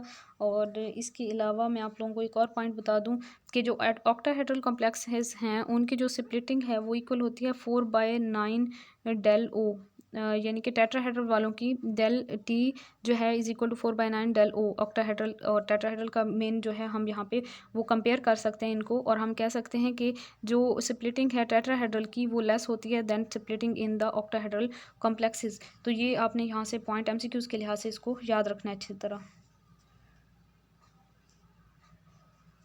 उसके बाद हम नेक्स्ट चलते हैं magnetic properties of transition metal complexes की तरफ। मैग्नेटिक प्रॉपर्टीज़, तो मैग्नेटिक प्रॉपर्टीज़ को मैं पहले भी एक्सप्लेन कर चुकी हूँ, पैरामैग्नेटिक, फेरोमैग्नेटिक, डायमैग्नेटिक वगैरह को, तो इसको मेरे ख्याल में इतना ज़्यादा यहाँ पे एक्सप्लेन करने की ज़रूरत नहीं है। बोहर मैग्नेटोन में हम लोग मेजर करते हैं और मैग्नेटिक मोमेंट को, और उसके लिहाज से हम बताते हैं कि हमारा जो कॉम्प्लेक्स है वो पैरामैग्नेटिक बिहेवियर शो करेगा, डायमैग्नेटिक करेगा या फेरोमैग्नेटिक शो करेगा। ये इतनी ज़्यादा कॉम्प्लिकेटेड मैथमेटिकल इक्वेशंस और ये फार्मूले वगैरह और ये कैलकुलेशंस करने की ज़रूरत नहीं है। ठीक है, इसमें आप बेसिकली ये वाली कैलकुलेशन कर सकते हैं कि n जो है वो नंबर ऑफ़ अनपेयर्ड इलेक्ट्रॉन है, और आपको मैंने पहले भी फार्मूला लिखवा दिया था ना, तो वही वाला फार्मूला बेसिकली यहाँ पे यूज़ होगा। ठीक है, नंबर ऑफ़ अनपेयर्ड इलेक्ट्रॉन +1, या आपको एक और सिंपल ट्रिक बता देती हूँ करती हूँ कि अगर आपके पास टोटल जितने नंबर ऑफ़ अनपेयर्ड इलेक्ट्रॉन हैं, आप मैग्नेटिक मूवमेंट कैलकुलेट करना चाह रहे हैं, अगर आपके पास कोई सिस्टम है जिसमें total number of electron unpaired electron जो है वो 1 है, तो total 1 number of unpaired electron है, तो आप ये फार्मूला अप्लाई किए बगैर आप 1 में आप प्लस कर दें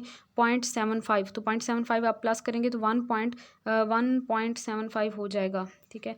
1.75 हो जाएगा ना, तो 1.75 ही उसकी BM आ जाएगा, बोहर मैग्नेटोन 1.75। अगर आपके पास कोई अनपेयर्ड इलेक्ट्रॉन 2 हैं तो उसमें आप प्लस कर दें 0.75, तो आपके पास आ जाएगा 2.75 या 2.8 समथिंग, तो ये उसकी मैग्नेटिक मोमेंट की वैल्यू आ जाएगी, ठीक है। तो इस तरह आप बगैर फार्मूला अप्लाई किए ही MCQs में हमें जल्दी होती है, पेपर में इतना टाइम नहीं होता, तो आप ये इतने लंबे चौड़े फार्मूले में पढ़ने की बजाय आप जस्ट उसमें 0.75 ऐड कर दें और उसको फिर जो है वो राउंड ऑफ कर दें, तो आपके पास आंसर आ जाएगा। Crystal field theory and magnetic properties of the compounds. Magnetic properties के लिहाज से आप यहाँ पे 2 पॉइंट देख लें कि magnitude of the del o and the pairing energy P play an important role in this direction. अच्छा जी, इसमें आपके पास डेल ओ की वैल्यू अगर P से ज़्यादा होती है तो electron will prefer to pair up, ये पीछे भी मैंने बता दिया था ना। And the complex will be low spin complex, और अगर P ग्रेटर हो than del o than the electrons will not pair up and the complex will be high spin complex, ठीक है।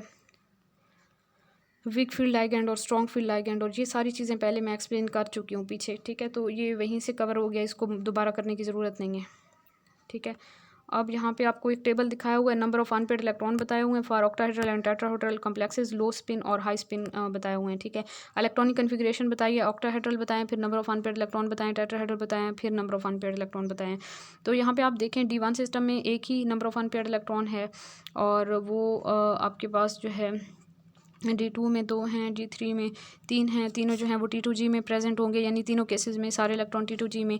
फिर D4 में आपके पास जो है वो 2 पॉसिबिलिटीज़ आ जाती हैं, लो स्पिन हाई स्पिन हो जाएगा, ठीक है। तो इसमें जो है आपके पास EG में इलेक्ट्रॉन जा भी सकता है, नहीं भी जा सकता, तो अगर जाएगा तो 4 अनपेयर्ड इलेक्ट्रॉन हो जाएंगे, नहीं जाएगा तो 2 अनपेयर्ड इलेक्ट्रॉन होंगे।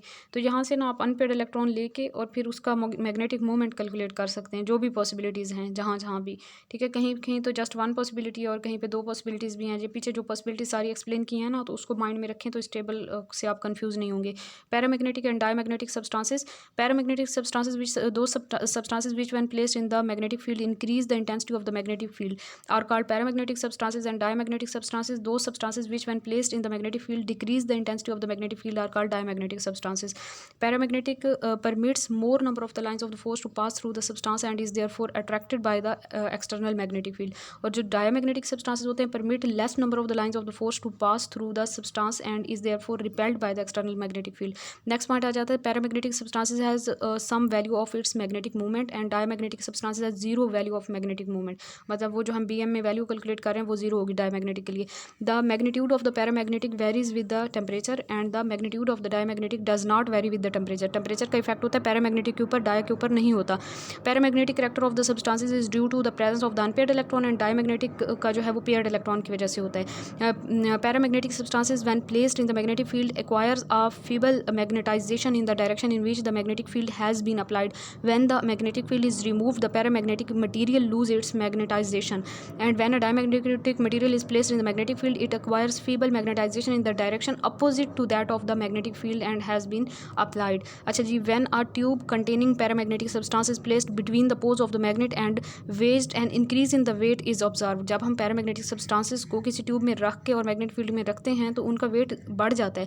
when a tube containing diamagnetic substance is placed between the poles of the magnet and weighted a decrease in the weight is observed। और डायमैग्नेटिक के लिए वेट जो है वो कम हो जाता है। Example of the paramagnetic substances MnAl यानी manganese aluminium chromium CuSO4 liquid oxygen iron cobalt nickel platinum NO transition metal oxides हैं TiO Ti2O3 VO2 CuO and transition metal ions वगैरह। Example of the diamagnetic substances is copper gold zinc bismuth SB NaCl KCl alcohols water quartz organic ligands. और इसके बाद कुछ complexes हैं ZnNH3 4 2 positive SCF6 3 negative TiO2 N2 NiH2O6 Cl2 MnH2O6 Cl2 and benzene, ठीक है। उसके बाद जी हमारे पास spectra of transition metal complexes आ जाते हैं, spectra 1 and D1 and D9 ions.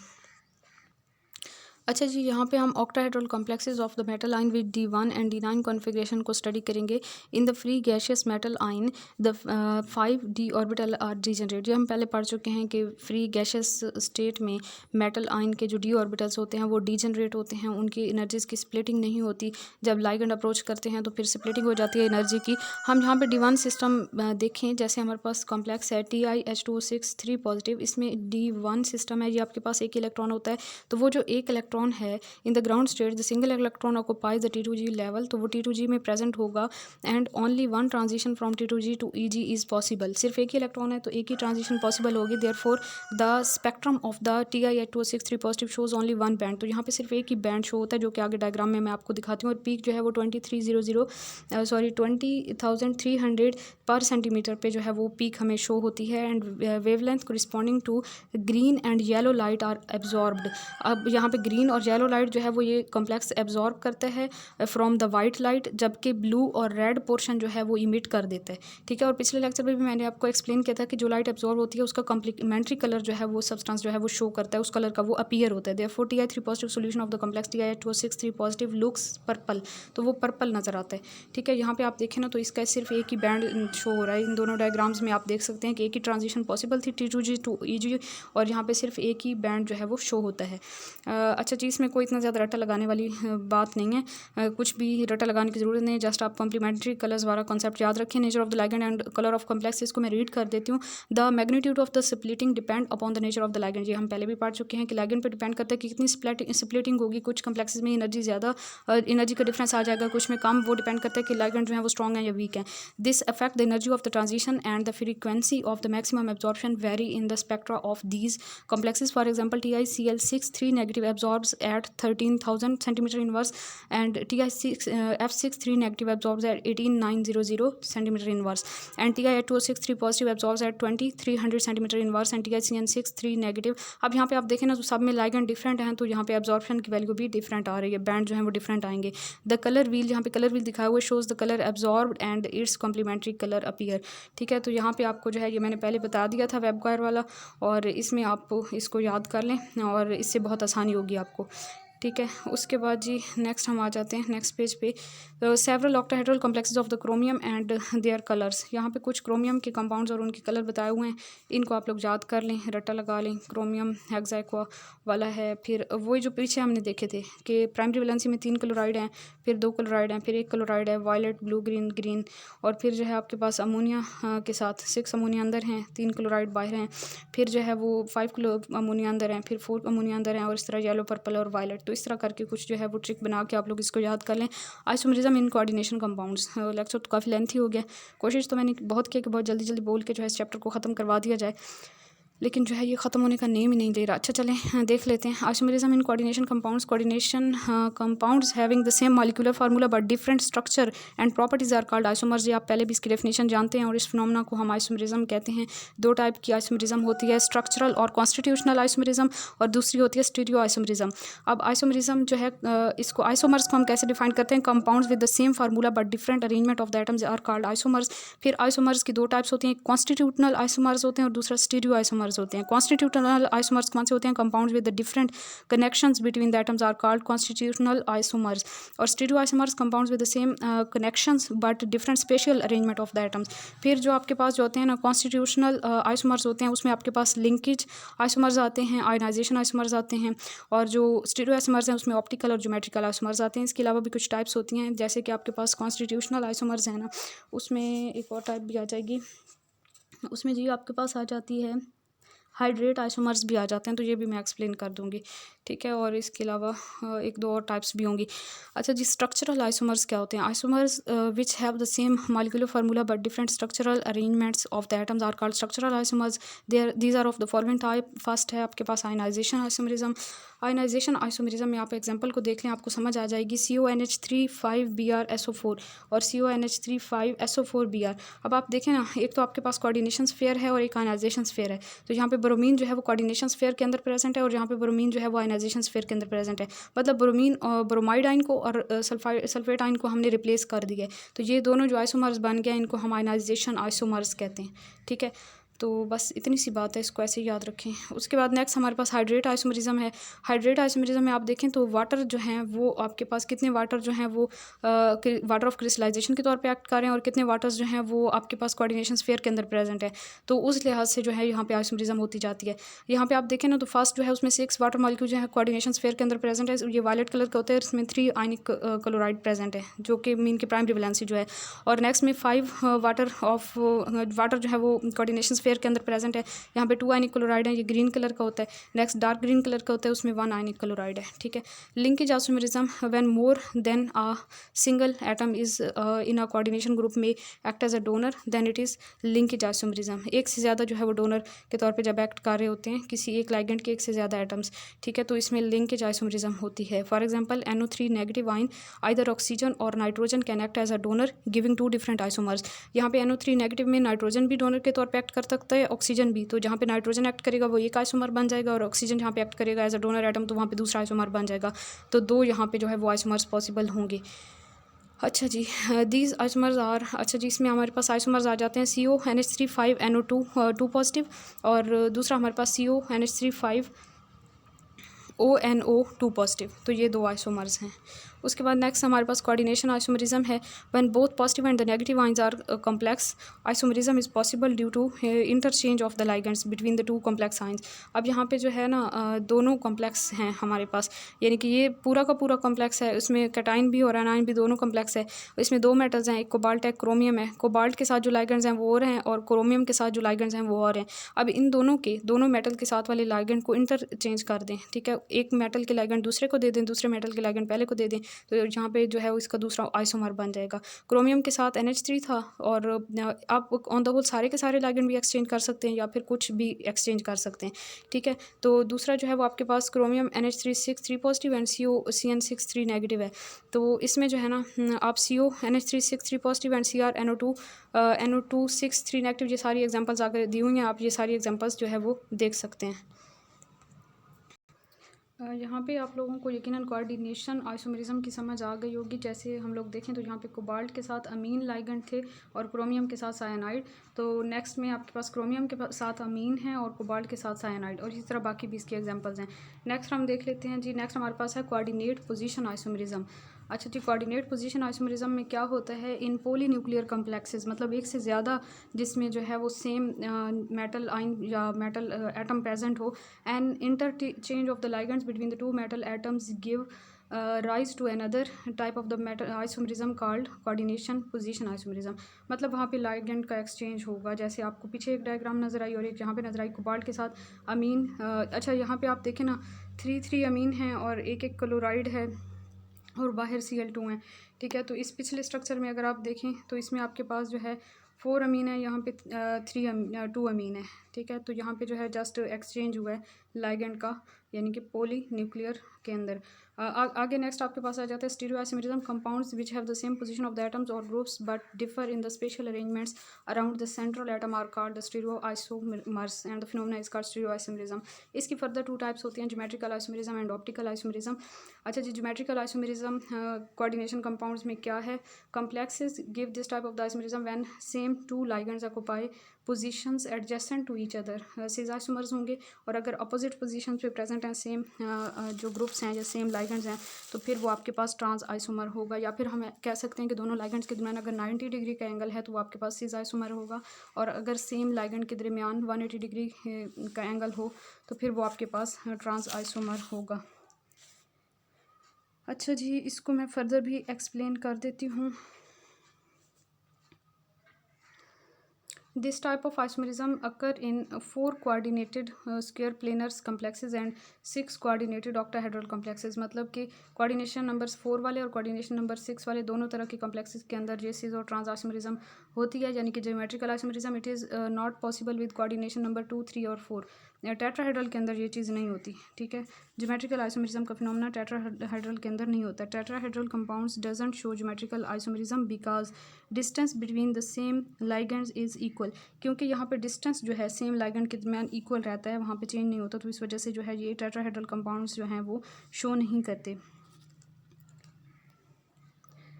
Sis trans isomerism in square planar complexes. Square planar complexes के अंदर अगर आप देखें तो आपके पास डिफरेंट टाइप के कम्प्लेक्सेस हो सकते हैं। एक हो सकता है MA2B2 टाइप कॉम्प्लेक्स, अच्छा, जिसमें आपके पास दो दो लाइगेंड जो हैं वो सेम हैं, जैसे दो अमीन हैं यहाँ पे और दो क्लोरिडो हैं, तो ये आपके पास जो है वो सिस फॉर्म है, क्योंकि दोनों अमीन जो हैं वो एक दूसरे के साथ 90 के एंगल पे हैं, और यहाँ पे दोनों क्लोरिडो भी 90 के एंगल पे हैं।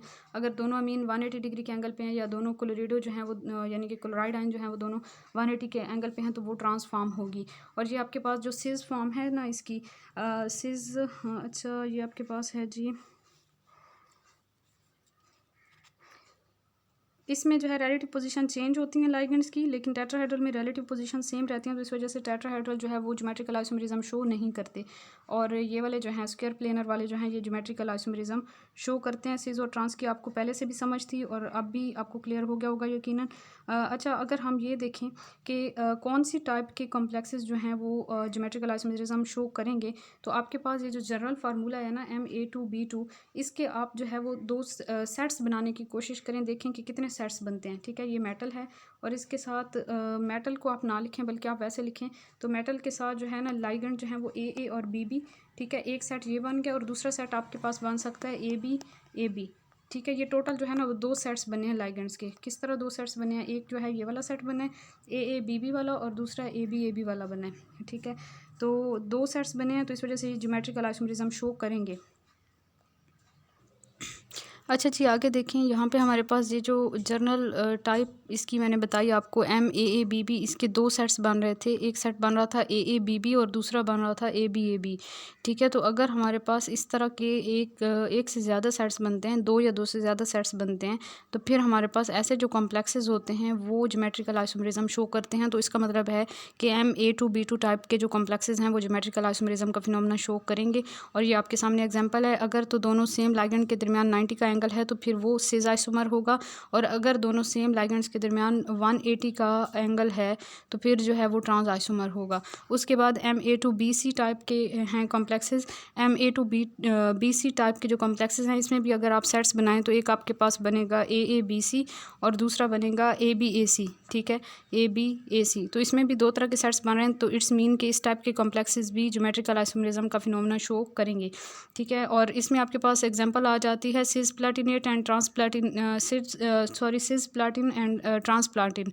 ठीक है, तो इसमें सिस प्लैटिन में आपके पास दोनों अमोनिया जो हैं वो सेम साइड पे हैं, और तो ये आपके पास सिस होगा, और अगर दोनों अमोनिया अपोजिट साइड पे हैं तो ये आपके पास ट्रांस होगा। जो सिस प्लैटिन है इसको कीमोथेरेपी में यूज़ किया जाता है for the treatment of cancer. अच्छा जी, उसके बाद नेक्स्ट हम बात करते हैं तो complexes of the type of MABCD। अब MABCD टाइप के जो कम्प्लेक्सेस हैं वो कितने तरह के ज्योमेट्रिकल आइसोमर्स बनाएंगे। पीछे हमारे पास दो दो सेट्स बन रहे थे ना, तो दो उनके ज्योमेट्रिकल आइसोमर्स होंगे सिस एंड ट्रांस। इसमें आप देखें MABCD टाइप में हमारे पास जो बनेंगे सेट्स बनेंगे वो बनेंगे ABCD, एक ये सेट बनेगा, दूसरा बनेगा ACBD, सॉरी यहाँ पे ACBD। ठीक है, और तीसरा हमारे पास बनेगा ADBC। ठीक है, ADBC। तो ये हमारे पास जो है वो तीन तरह के सेट्स बन रहे हैं, तीन सेट्स बन रहे हैं, तो इसके तीन आइसोमर्स होंगे, ज्योमेट्रिकल आइसोमर्स होंगे MABCD टाइप कॉम्प्लेक्स के। ठीक है, तीनों आपको सामने नज़र आ रहे हैं। इनको याद करने का सबसे आसान तरीका ये है कि चारों के चारों जो लाइगेंड्स हैं वो डिफरेंट हैं, तो हम इनको डिफ्रेंशिएट नहीं कर सकते इतना ज़्यादा कि किस तरह से मीन के हमें समझ नहीं आएगी कि किस तरह से जो है हमारे पास कॉम्प्लेक्सेस बन रहे हैं, किस तरह के इनके आइसोमर्स कैसे बनेंगे। ठीक है, तो आपने ऐसे करना है, किसी एक लाइगेंड को फिक्स कर लेना है, NH3 को आप फिक्स कर लें, बाकी को रोटेट कर दें। जैसे यहाँ पे PY है, देन BR है, देन CL है। ठीक है, आपने NH3 को तो फिक्स कर लिया था, तो आप ऐसा करें, इनको रोटेट कर दें, यानी कि PY को इधर ले आएँ, BR को नेक्स्ट पोजीशन पे ले जाएं और CL को PY वाली पोजीशन पे ले जाएं। तो इस तरह से जो है आपके पास एक न्यू कॉम्प्लेक्स बन जाएगा। इनको आप इग्नोर करें, जैसे मैं आपको कह रही हूँ वैसे कर लें। CL इधर आ जाएगा, ठीक है, और जो है PY जो है वो इधर आ जाएगा और BR इधर आ जाएगा। अब नेक्स्ट में आप ऐसा करें कि अगेन इसे जो है वो रोटेट कर दें, यानी कि CL को फिर इधर ले आएँ और PY को इधर ले आएँ और बी आर को फिर नेक्स्ट ले जाएं आगे। तो ये आपके पास ऐसे बनेगा कि यहाँ पे आपके पास बी आर आ जाएगा, यहाँ पे सी एल आ जाएगा और यहाँ पे पी वाई आ जाएगा, ठीक है। तो इस तरह से आपके पास 3 पॉसिबल आइसोमर्स होंगे। अगर दोबारा रोटेट करेंगे ना तो फिर सेम पोजीशंस आ जाएंगी। तो इस तरह रोटेशन के ज़रिए जो है आप किसी एक लिगैंड को फिक्स करके बाकी को रोटेट करवा के और उनके नंबर ऑफ़ पॉसिबल आइसोमर्स को चेक कर सकते हैं MABCD टाइप में। उसके बाद जी आपको बता रहे हैं कि PY जो है ये एक मोनोडेंटेट लिगैंड है और इसका मतलब ये जो PY सिंबल है ये हमें क्या बता रहा है, ये एब्रीवेशन है पायरिडीन की, ठीक है। और इसका स्ट्रक्चर भी आपके सामने स्क्रीन पे आपको नज़र आ रहा है। Next, geometrical isomers are also found in square planar complexes which have unsymmetrical bidentate ligands. ऐसे square planar complexes जिनमें unsymmetrical bidentate ligands हों तो वहाँ पे भी सिस और ट्रांस आइसोमरिज्म पॉसिबल होती है। अब इसमें आपके पास जो है ये टाइप आ जाएगी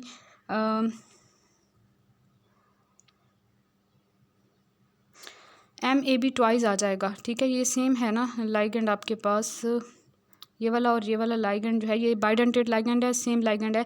तो आप इसको कह सकते हैं MAB ट्वाइस, ठीक है। ए और बी दोनों जो है इसमें फिर वो दो डोनर एटम्स होंगे।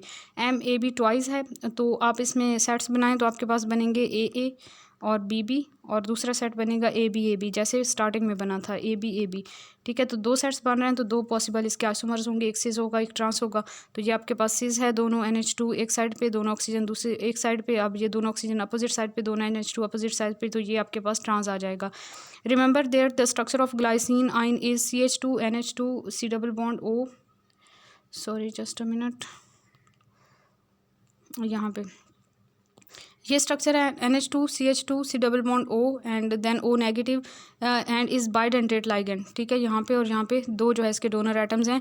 It's 2 ends which are electron pair donor are different from one another, one is O negative and the other is nitrogen, ठीक है। उसके बाद जी geometrical isomerism in octahedral complexes है। ऑक्टाहेड्रल कॉम्प्लेक्सेस में फर्स्ट टाइप आपके पास आ जाती है MA4B2 type complex, MA4B2 type. इसमें भी आप पेयर्स बना के चेक कर लें, जितने पेयर्स बन रहे हैं उतने ज्योमेट्रिकल आइसोमर्स पॉसिबल होंगे। जैसे MA4B2 टाइप है तो इसमें आपके पास AB एंड AA एक सेट ये बनेगा AB AA, ठीक है। एक सेट ये बनेगा और दूसरा सेट जो बनेगा वो AB AA बनेगा, AB एंड देन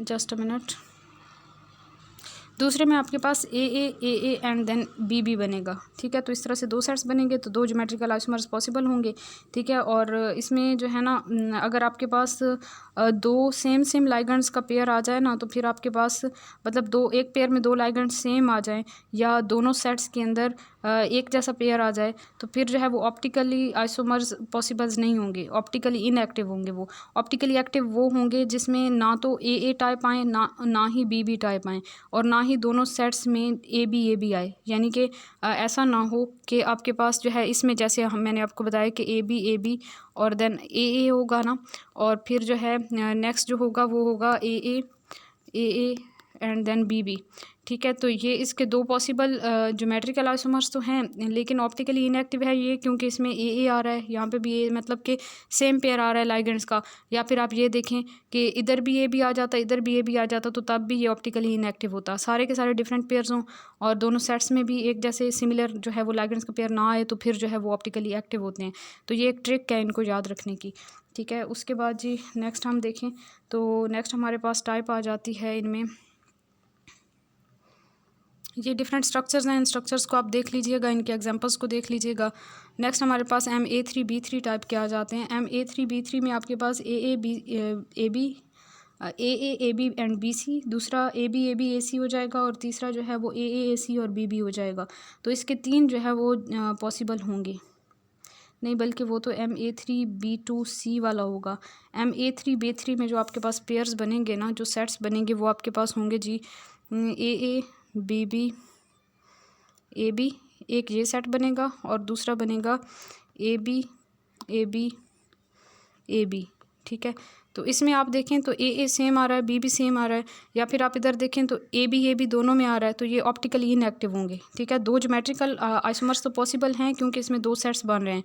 दो सेट्स किस तरह से बन रहे हैं कि एक सेट ये बन रहा था और दूसरा सेट ये बन रहा था, तो दो ज्योमेट्रिकल आइसोमर्स तो पॉसिबल हैं, लेकिन जो है ऑप्टिकली इनएक्टिव हैं दोनों, क्योंकि दोनों के अंदर ए और बी आ रहा है या फिर ए बी दोनों में आ रहा है। ठीक है, तो इसलिए ये ऑप्टिकली इनएक्टिव होंगे।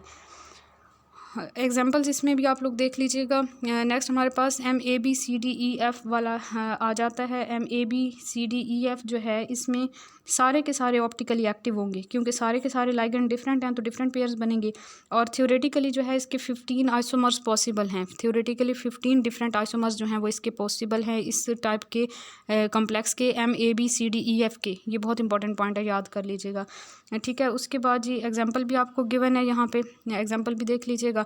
Next, unsymmetrical bidentate ligand in a octahedral complex also exhibit geometrical isomerism similar to square planar complexes. For example, the chromium triglycinato complex is found to exist in cis and trans forms. जैसे यहाँ पे आपको example बता दिए, ये दोनों structures देख लें आप।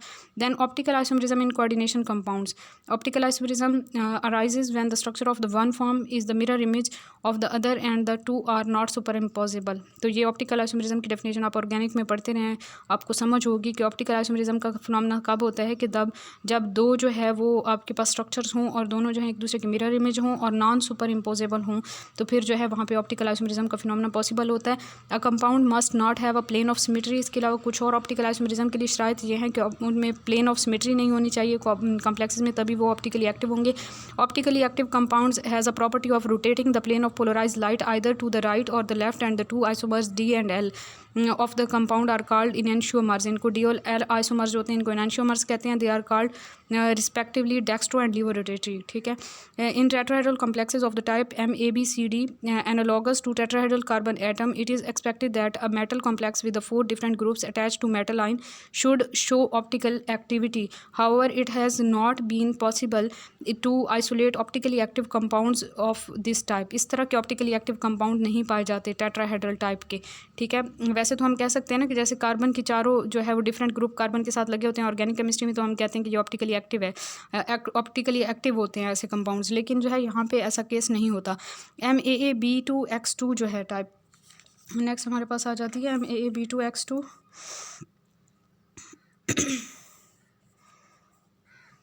अच्छा, दूसरी वजह जो है ना टेट्राहेड्रल की ऑप्टिकल आइसोमेरिज्म शो ना करने की वो ये भी है कि इसकी D और L कॉन्फ़िगरेशन जो है वो एक दूसरे में चेंज होती रहती हैं। सॉल्यूशन के अंदर D और L फॉर्म जितने परसेंट प्रेजेंट है, थोड़ी देर के बाद अगर हम चेक करें तो उनकी परसेंटेज चेंज हो जाती है, मतलब वो एक दूसरे में इंटर कन्वर्ट हो जाती हैं। तो इस वजह से भी टेट्राहेड्रल कॉम्प्लेक्सेस जो हैं वो ऑप्टिकल रोटेशन या ऑप्टिकल एक्टिविटी शो नहीं करते। स्क्वायर प्लेनर जो हैं वो भी शो नहीं करते optical activity due to plane of symmetry, क्योंकि उनमें प्लेन ऑफ सिमेट्री होती है। तो स्क्वायर प्लेन ऑफ सिमेट्री की वजह से नहीं शो करते, और टेट्राहेड्रल जो हैं वो इसलिए शो नहीं करते क्योंकि उनमें D और L फॉर्म जो है वो एक दूसरे के अंदर इंटर कन्वर्ट हो जाती हैं। अच्छा जी, उसके बाद नेक्स्ट हम देखें तो यहाँ पे जो आपको एक जर्नल फार्मूला बताया ना MAAB2X2, इसमें ये एग्जाम्पल भी बता दिया है। ये जो है ऑप्टिकली एक्टिव है और इसका ये आपके पास स्ट्रक्चर है, ये दोनों जो है मिरर इमेजेस हैं, लेकिन ये नॉन सुपर इम्पोजेबल हैं। ये ऑब्जेक्ट है और ये उसका इमेज है। इसको इस वाले इमेज को अगर उठा के हम एज इट इज़ इसको यहाँ से उठाएं और इसको जो है एज इट इज़ उठाने के बाद हम इसके ऊपर प्लेस कर दें अपने ऑब्जेक्ट के ऊपर, तो ये एक दूसरे के ऊपर फिट नहीं आएंगे, मतलब ये नॉन सुपर इम्पोजेबल हैं, नॉन सुपर इम्पोजेबल। तो इस वजह से जो है ये मिरर मतलब कि ये ऑप्टिकली एक्टिव होंगे। Compound containing hexadentate ligands have also been resolved into optical isomers. For example, the ethylene diamine tetraacetate EDTA, a hexadentate ligand form CO-EDTA minus complex यानी कि एनाइन बनाता है ये एक, और इसके दो आइसोमर्स जो हैं वो यहाँ पे गिवन है। ठीक है, ऑब्जेक्ट और उसका मिरर इमेज, और ये दोनों जो है नॉन सुपर इम्पोजेबल हैं, तो ये ऑप्टिकली एक्टिव होंगे। Optical isomerism is an octahedral complex ion. इसमें आपको cis isomer of the COEN2 Cl2 positive and its mirror image can not be superimposed, so no matter how they are rotated, so they are optical isomers. ठीक है, and the trans isomer when rotated can be superimposed on its mirror image. तो trans वाला जो है वो optically active नहीं होगा। सिस और ट्रांस यहाँ पे आपको दिखाया हुआ है। Both cis and trans variety are optically isomerism, ठीक है, और two sets of the cis trans isomers and the two cis isomers are optically isomers. यहाँ पे ये आपको समझ आ गई होगी। नेक्स्ट जी हम देखते हैं एप्लीकेशंस ऑफ कोऑर्डिनेशन कंपाउंड्स। तो कोऑर्डिनेशन कंपाउंड के एप्लीकेशंस मैंने पहले भी तकरीबन ये सारी एक्सप्लेन कर दी थी, एक बार यहाँ पे रीड कर देती हूँ। क्या वेल नोन जिगलर नेटा catalyst a complex of the aluminium and titanium is used for low pressure polymerization of ethylene, propene and polyalkene and rubber. Complex formation is used extensively in analytical chemistry for detection, estimation and separation of the metal ion. Coordination compounds are also used in soil treatment, water softening, corrosion control, separation of the metal and electroplating. Chlorophyll, which is vital pigment in photosynthesis, is a magnesium complex, and hemoglobin, which carries oxygen to animal cells, is a complex of the iron. तो ये सारी जो है application है coordination compounds की। इसके अलावा organometallic compounds भी होते हैं जिनमें कार्बन एटम जो है वो डायरेक्टली अटैच होता है विद लेस इलेक्ट्रोनेगेटिव एलिमेंट, और जैसे कि मेटल, या फिर आपके पास आ जाता है मेटलाइड। कार्बन जो है मेटल या मेटलाइड के साथ डायरेक्टली अटैच हो तो उनको हम ऑर्गेनोमेटेलिक कंपाउंड्स कहते हैं। जैसे आपके पास एग्जांपल आ जाती है RZNR, ठीक है, इसको हम कहते हैं फ्रैंकलैंड रिएजेंट, ठीक है, फ्रैंकलैंड रिएजेंट हो गया। और दूसरा ग्रिग्ना रिएजेंट तो आप लोग सारे जानते भी हैं, RMgX। तो ये ग्रिग्ना रिएजेंट, ये दोनों जो हैं ऑर्गेनोमेटेलिक कंपाउंड्स की एग्जांपल्स हैं। ऐसे कंपाउंड जिनमें कार्बन जो है वो डायरेक्टली अटैच हो किसी और, मतलब कार्बन और मेटल या फिर कार्बन और मेटलाइड के दरमियान कोई और एटम मौजूद ना हो, ये दोनों आपस में डायरेक्टली अटैच हों, तो ऐसे कंपाउंड को हम ऑर्गेनोमेटेलिक कंपाउंड्स कहते हैं। अच्छा जी, उसके बाद मैं आपको क्रिस्टल फील्ड थ्योरी की कुछ एप्लीकेशंस भी बता देती हूँ। जो क्रिस्टल फील्ड थ्योरी है ना, एक तो ये हमें ज्योमेट्री के बारे में बताती है कंपाउंड्स की, इनर और आउटर ऑर्बिटल कॉम्प्लेक्सेस के बारे में, उनकी ज्योमेट्री को एक्सप्लेन करती है। दूसरा जो है मैग्नीट्यूड ऑफ पैरामैग्नेटिज्म को फाइंड करने में हेल्प करती है। और तीसरा कलर प्रॉपर्टीज़ जो है कंपाउंड की उसको एक्सप्लेन करती है, यानी कि D1 to D9 वाले कॉम्प्लेक्सेस जो है वो किस तरह कलर शो करते हैं, ठीक है। तो ये एप्लीकेशन थी इसकी CFT की। उसके अलावा एक और पॉइंट भी मेरे माइंड में था जो मैं आप लोगों को एक्सप्लेन करना चाह रही थी, जो कि है जी हमारे पास पेज नंबर 229 के ऊपर, पेज नंबर 229। यहाँ पे अगर आप लोग देखें तो यहाँ पे जो आपके पास ये दो आइसोमर्स हैं सिस और ट्रांस Ma3B3 टाइप के अंदर, तो यहाँ मैं आप लोगों को एक और पॉइंट भी एक्सप्लेन कर देती हूँ कि अगर ऑक्टाहेड्रल कॉम्प्लेक्सेस के अंदर आपके पास अपोजिट ग्रुप्स जो हैं वो आमने सामने आ जाएं तो ये आपके पास सिस आइसोमर होता है, ठीक है। अपोजिट ग्रुप्स ऊपर और नीचे अपोजिट ग्रुप्स आ जाएं तो ये सिस होगा, ऊपर और नीचे जो है वो सेम ग्रुप्स आ जाएं तो ये ट्रांस होगा, मतलब ऑक्टाहेड्रल कॉम्प्लेक्सेस के अंदर, ये बात याद रखिएगा, ठीक है। या फिर हम कह सकते हैं कि सेम के दरमियान जो है वो 180 डिग्री का एंगल आ जाए तो फिर वो आपके पास ट्रांस होगा, और सेम के दरमियान 90 डिग्री का एंगल आ जाए तो वो आपके पास सिस होगा, ठीक है। और इसमें ऑक्टाहेड्रल में हम सिस वाली फॉर्म को कहते हैं फेशियल कॉन्फ़िगरेशन, ठीक है, फेशियल कॉन्फ़िगरेशन भी कहते हैं, FACIAL, फेशियल कॉन्फ़िगरेशन भी कहते हैं। और जो ट्रांस वाली फॉर्म है उसको हम मेरिडोनल कॉन्फ़िगरेशन भी कहते हैं, ठीक है। तो ये कुछ डिफरेंट पॉइंट्स थे जो मैंने सोचा आपको बता दूं क्योंकि ये MCQs में आ सकते हैं। मेरिडोनल कॉन्फ़िगरेशन, ठीक है, तो ये भी याद रखिएगा। तो ये हमारा बहुत ही लेंथी सारा चैप्टर था, काफ़ी ज़्यादा लेंथी था, जो कि शुक्र अल्लाह पाक का के कवर हो गए। तो इसको आप लोग तैयार करें और अपनी दुआ में याद रखें। जज़ाकल्लाहु खैर, अल्लाह हाफ़िज़।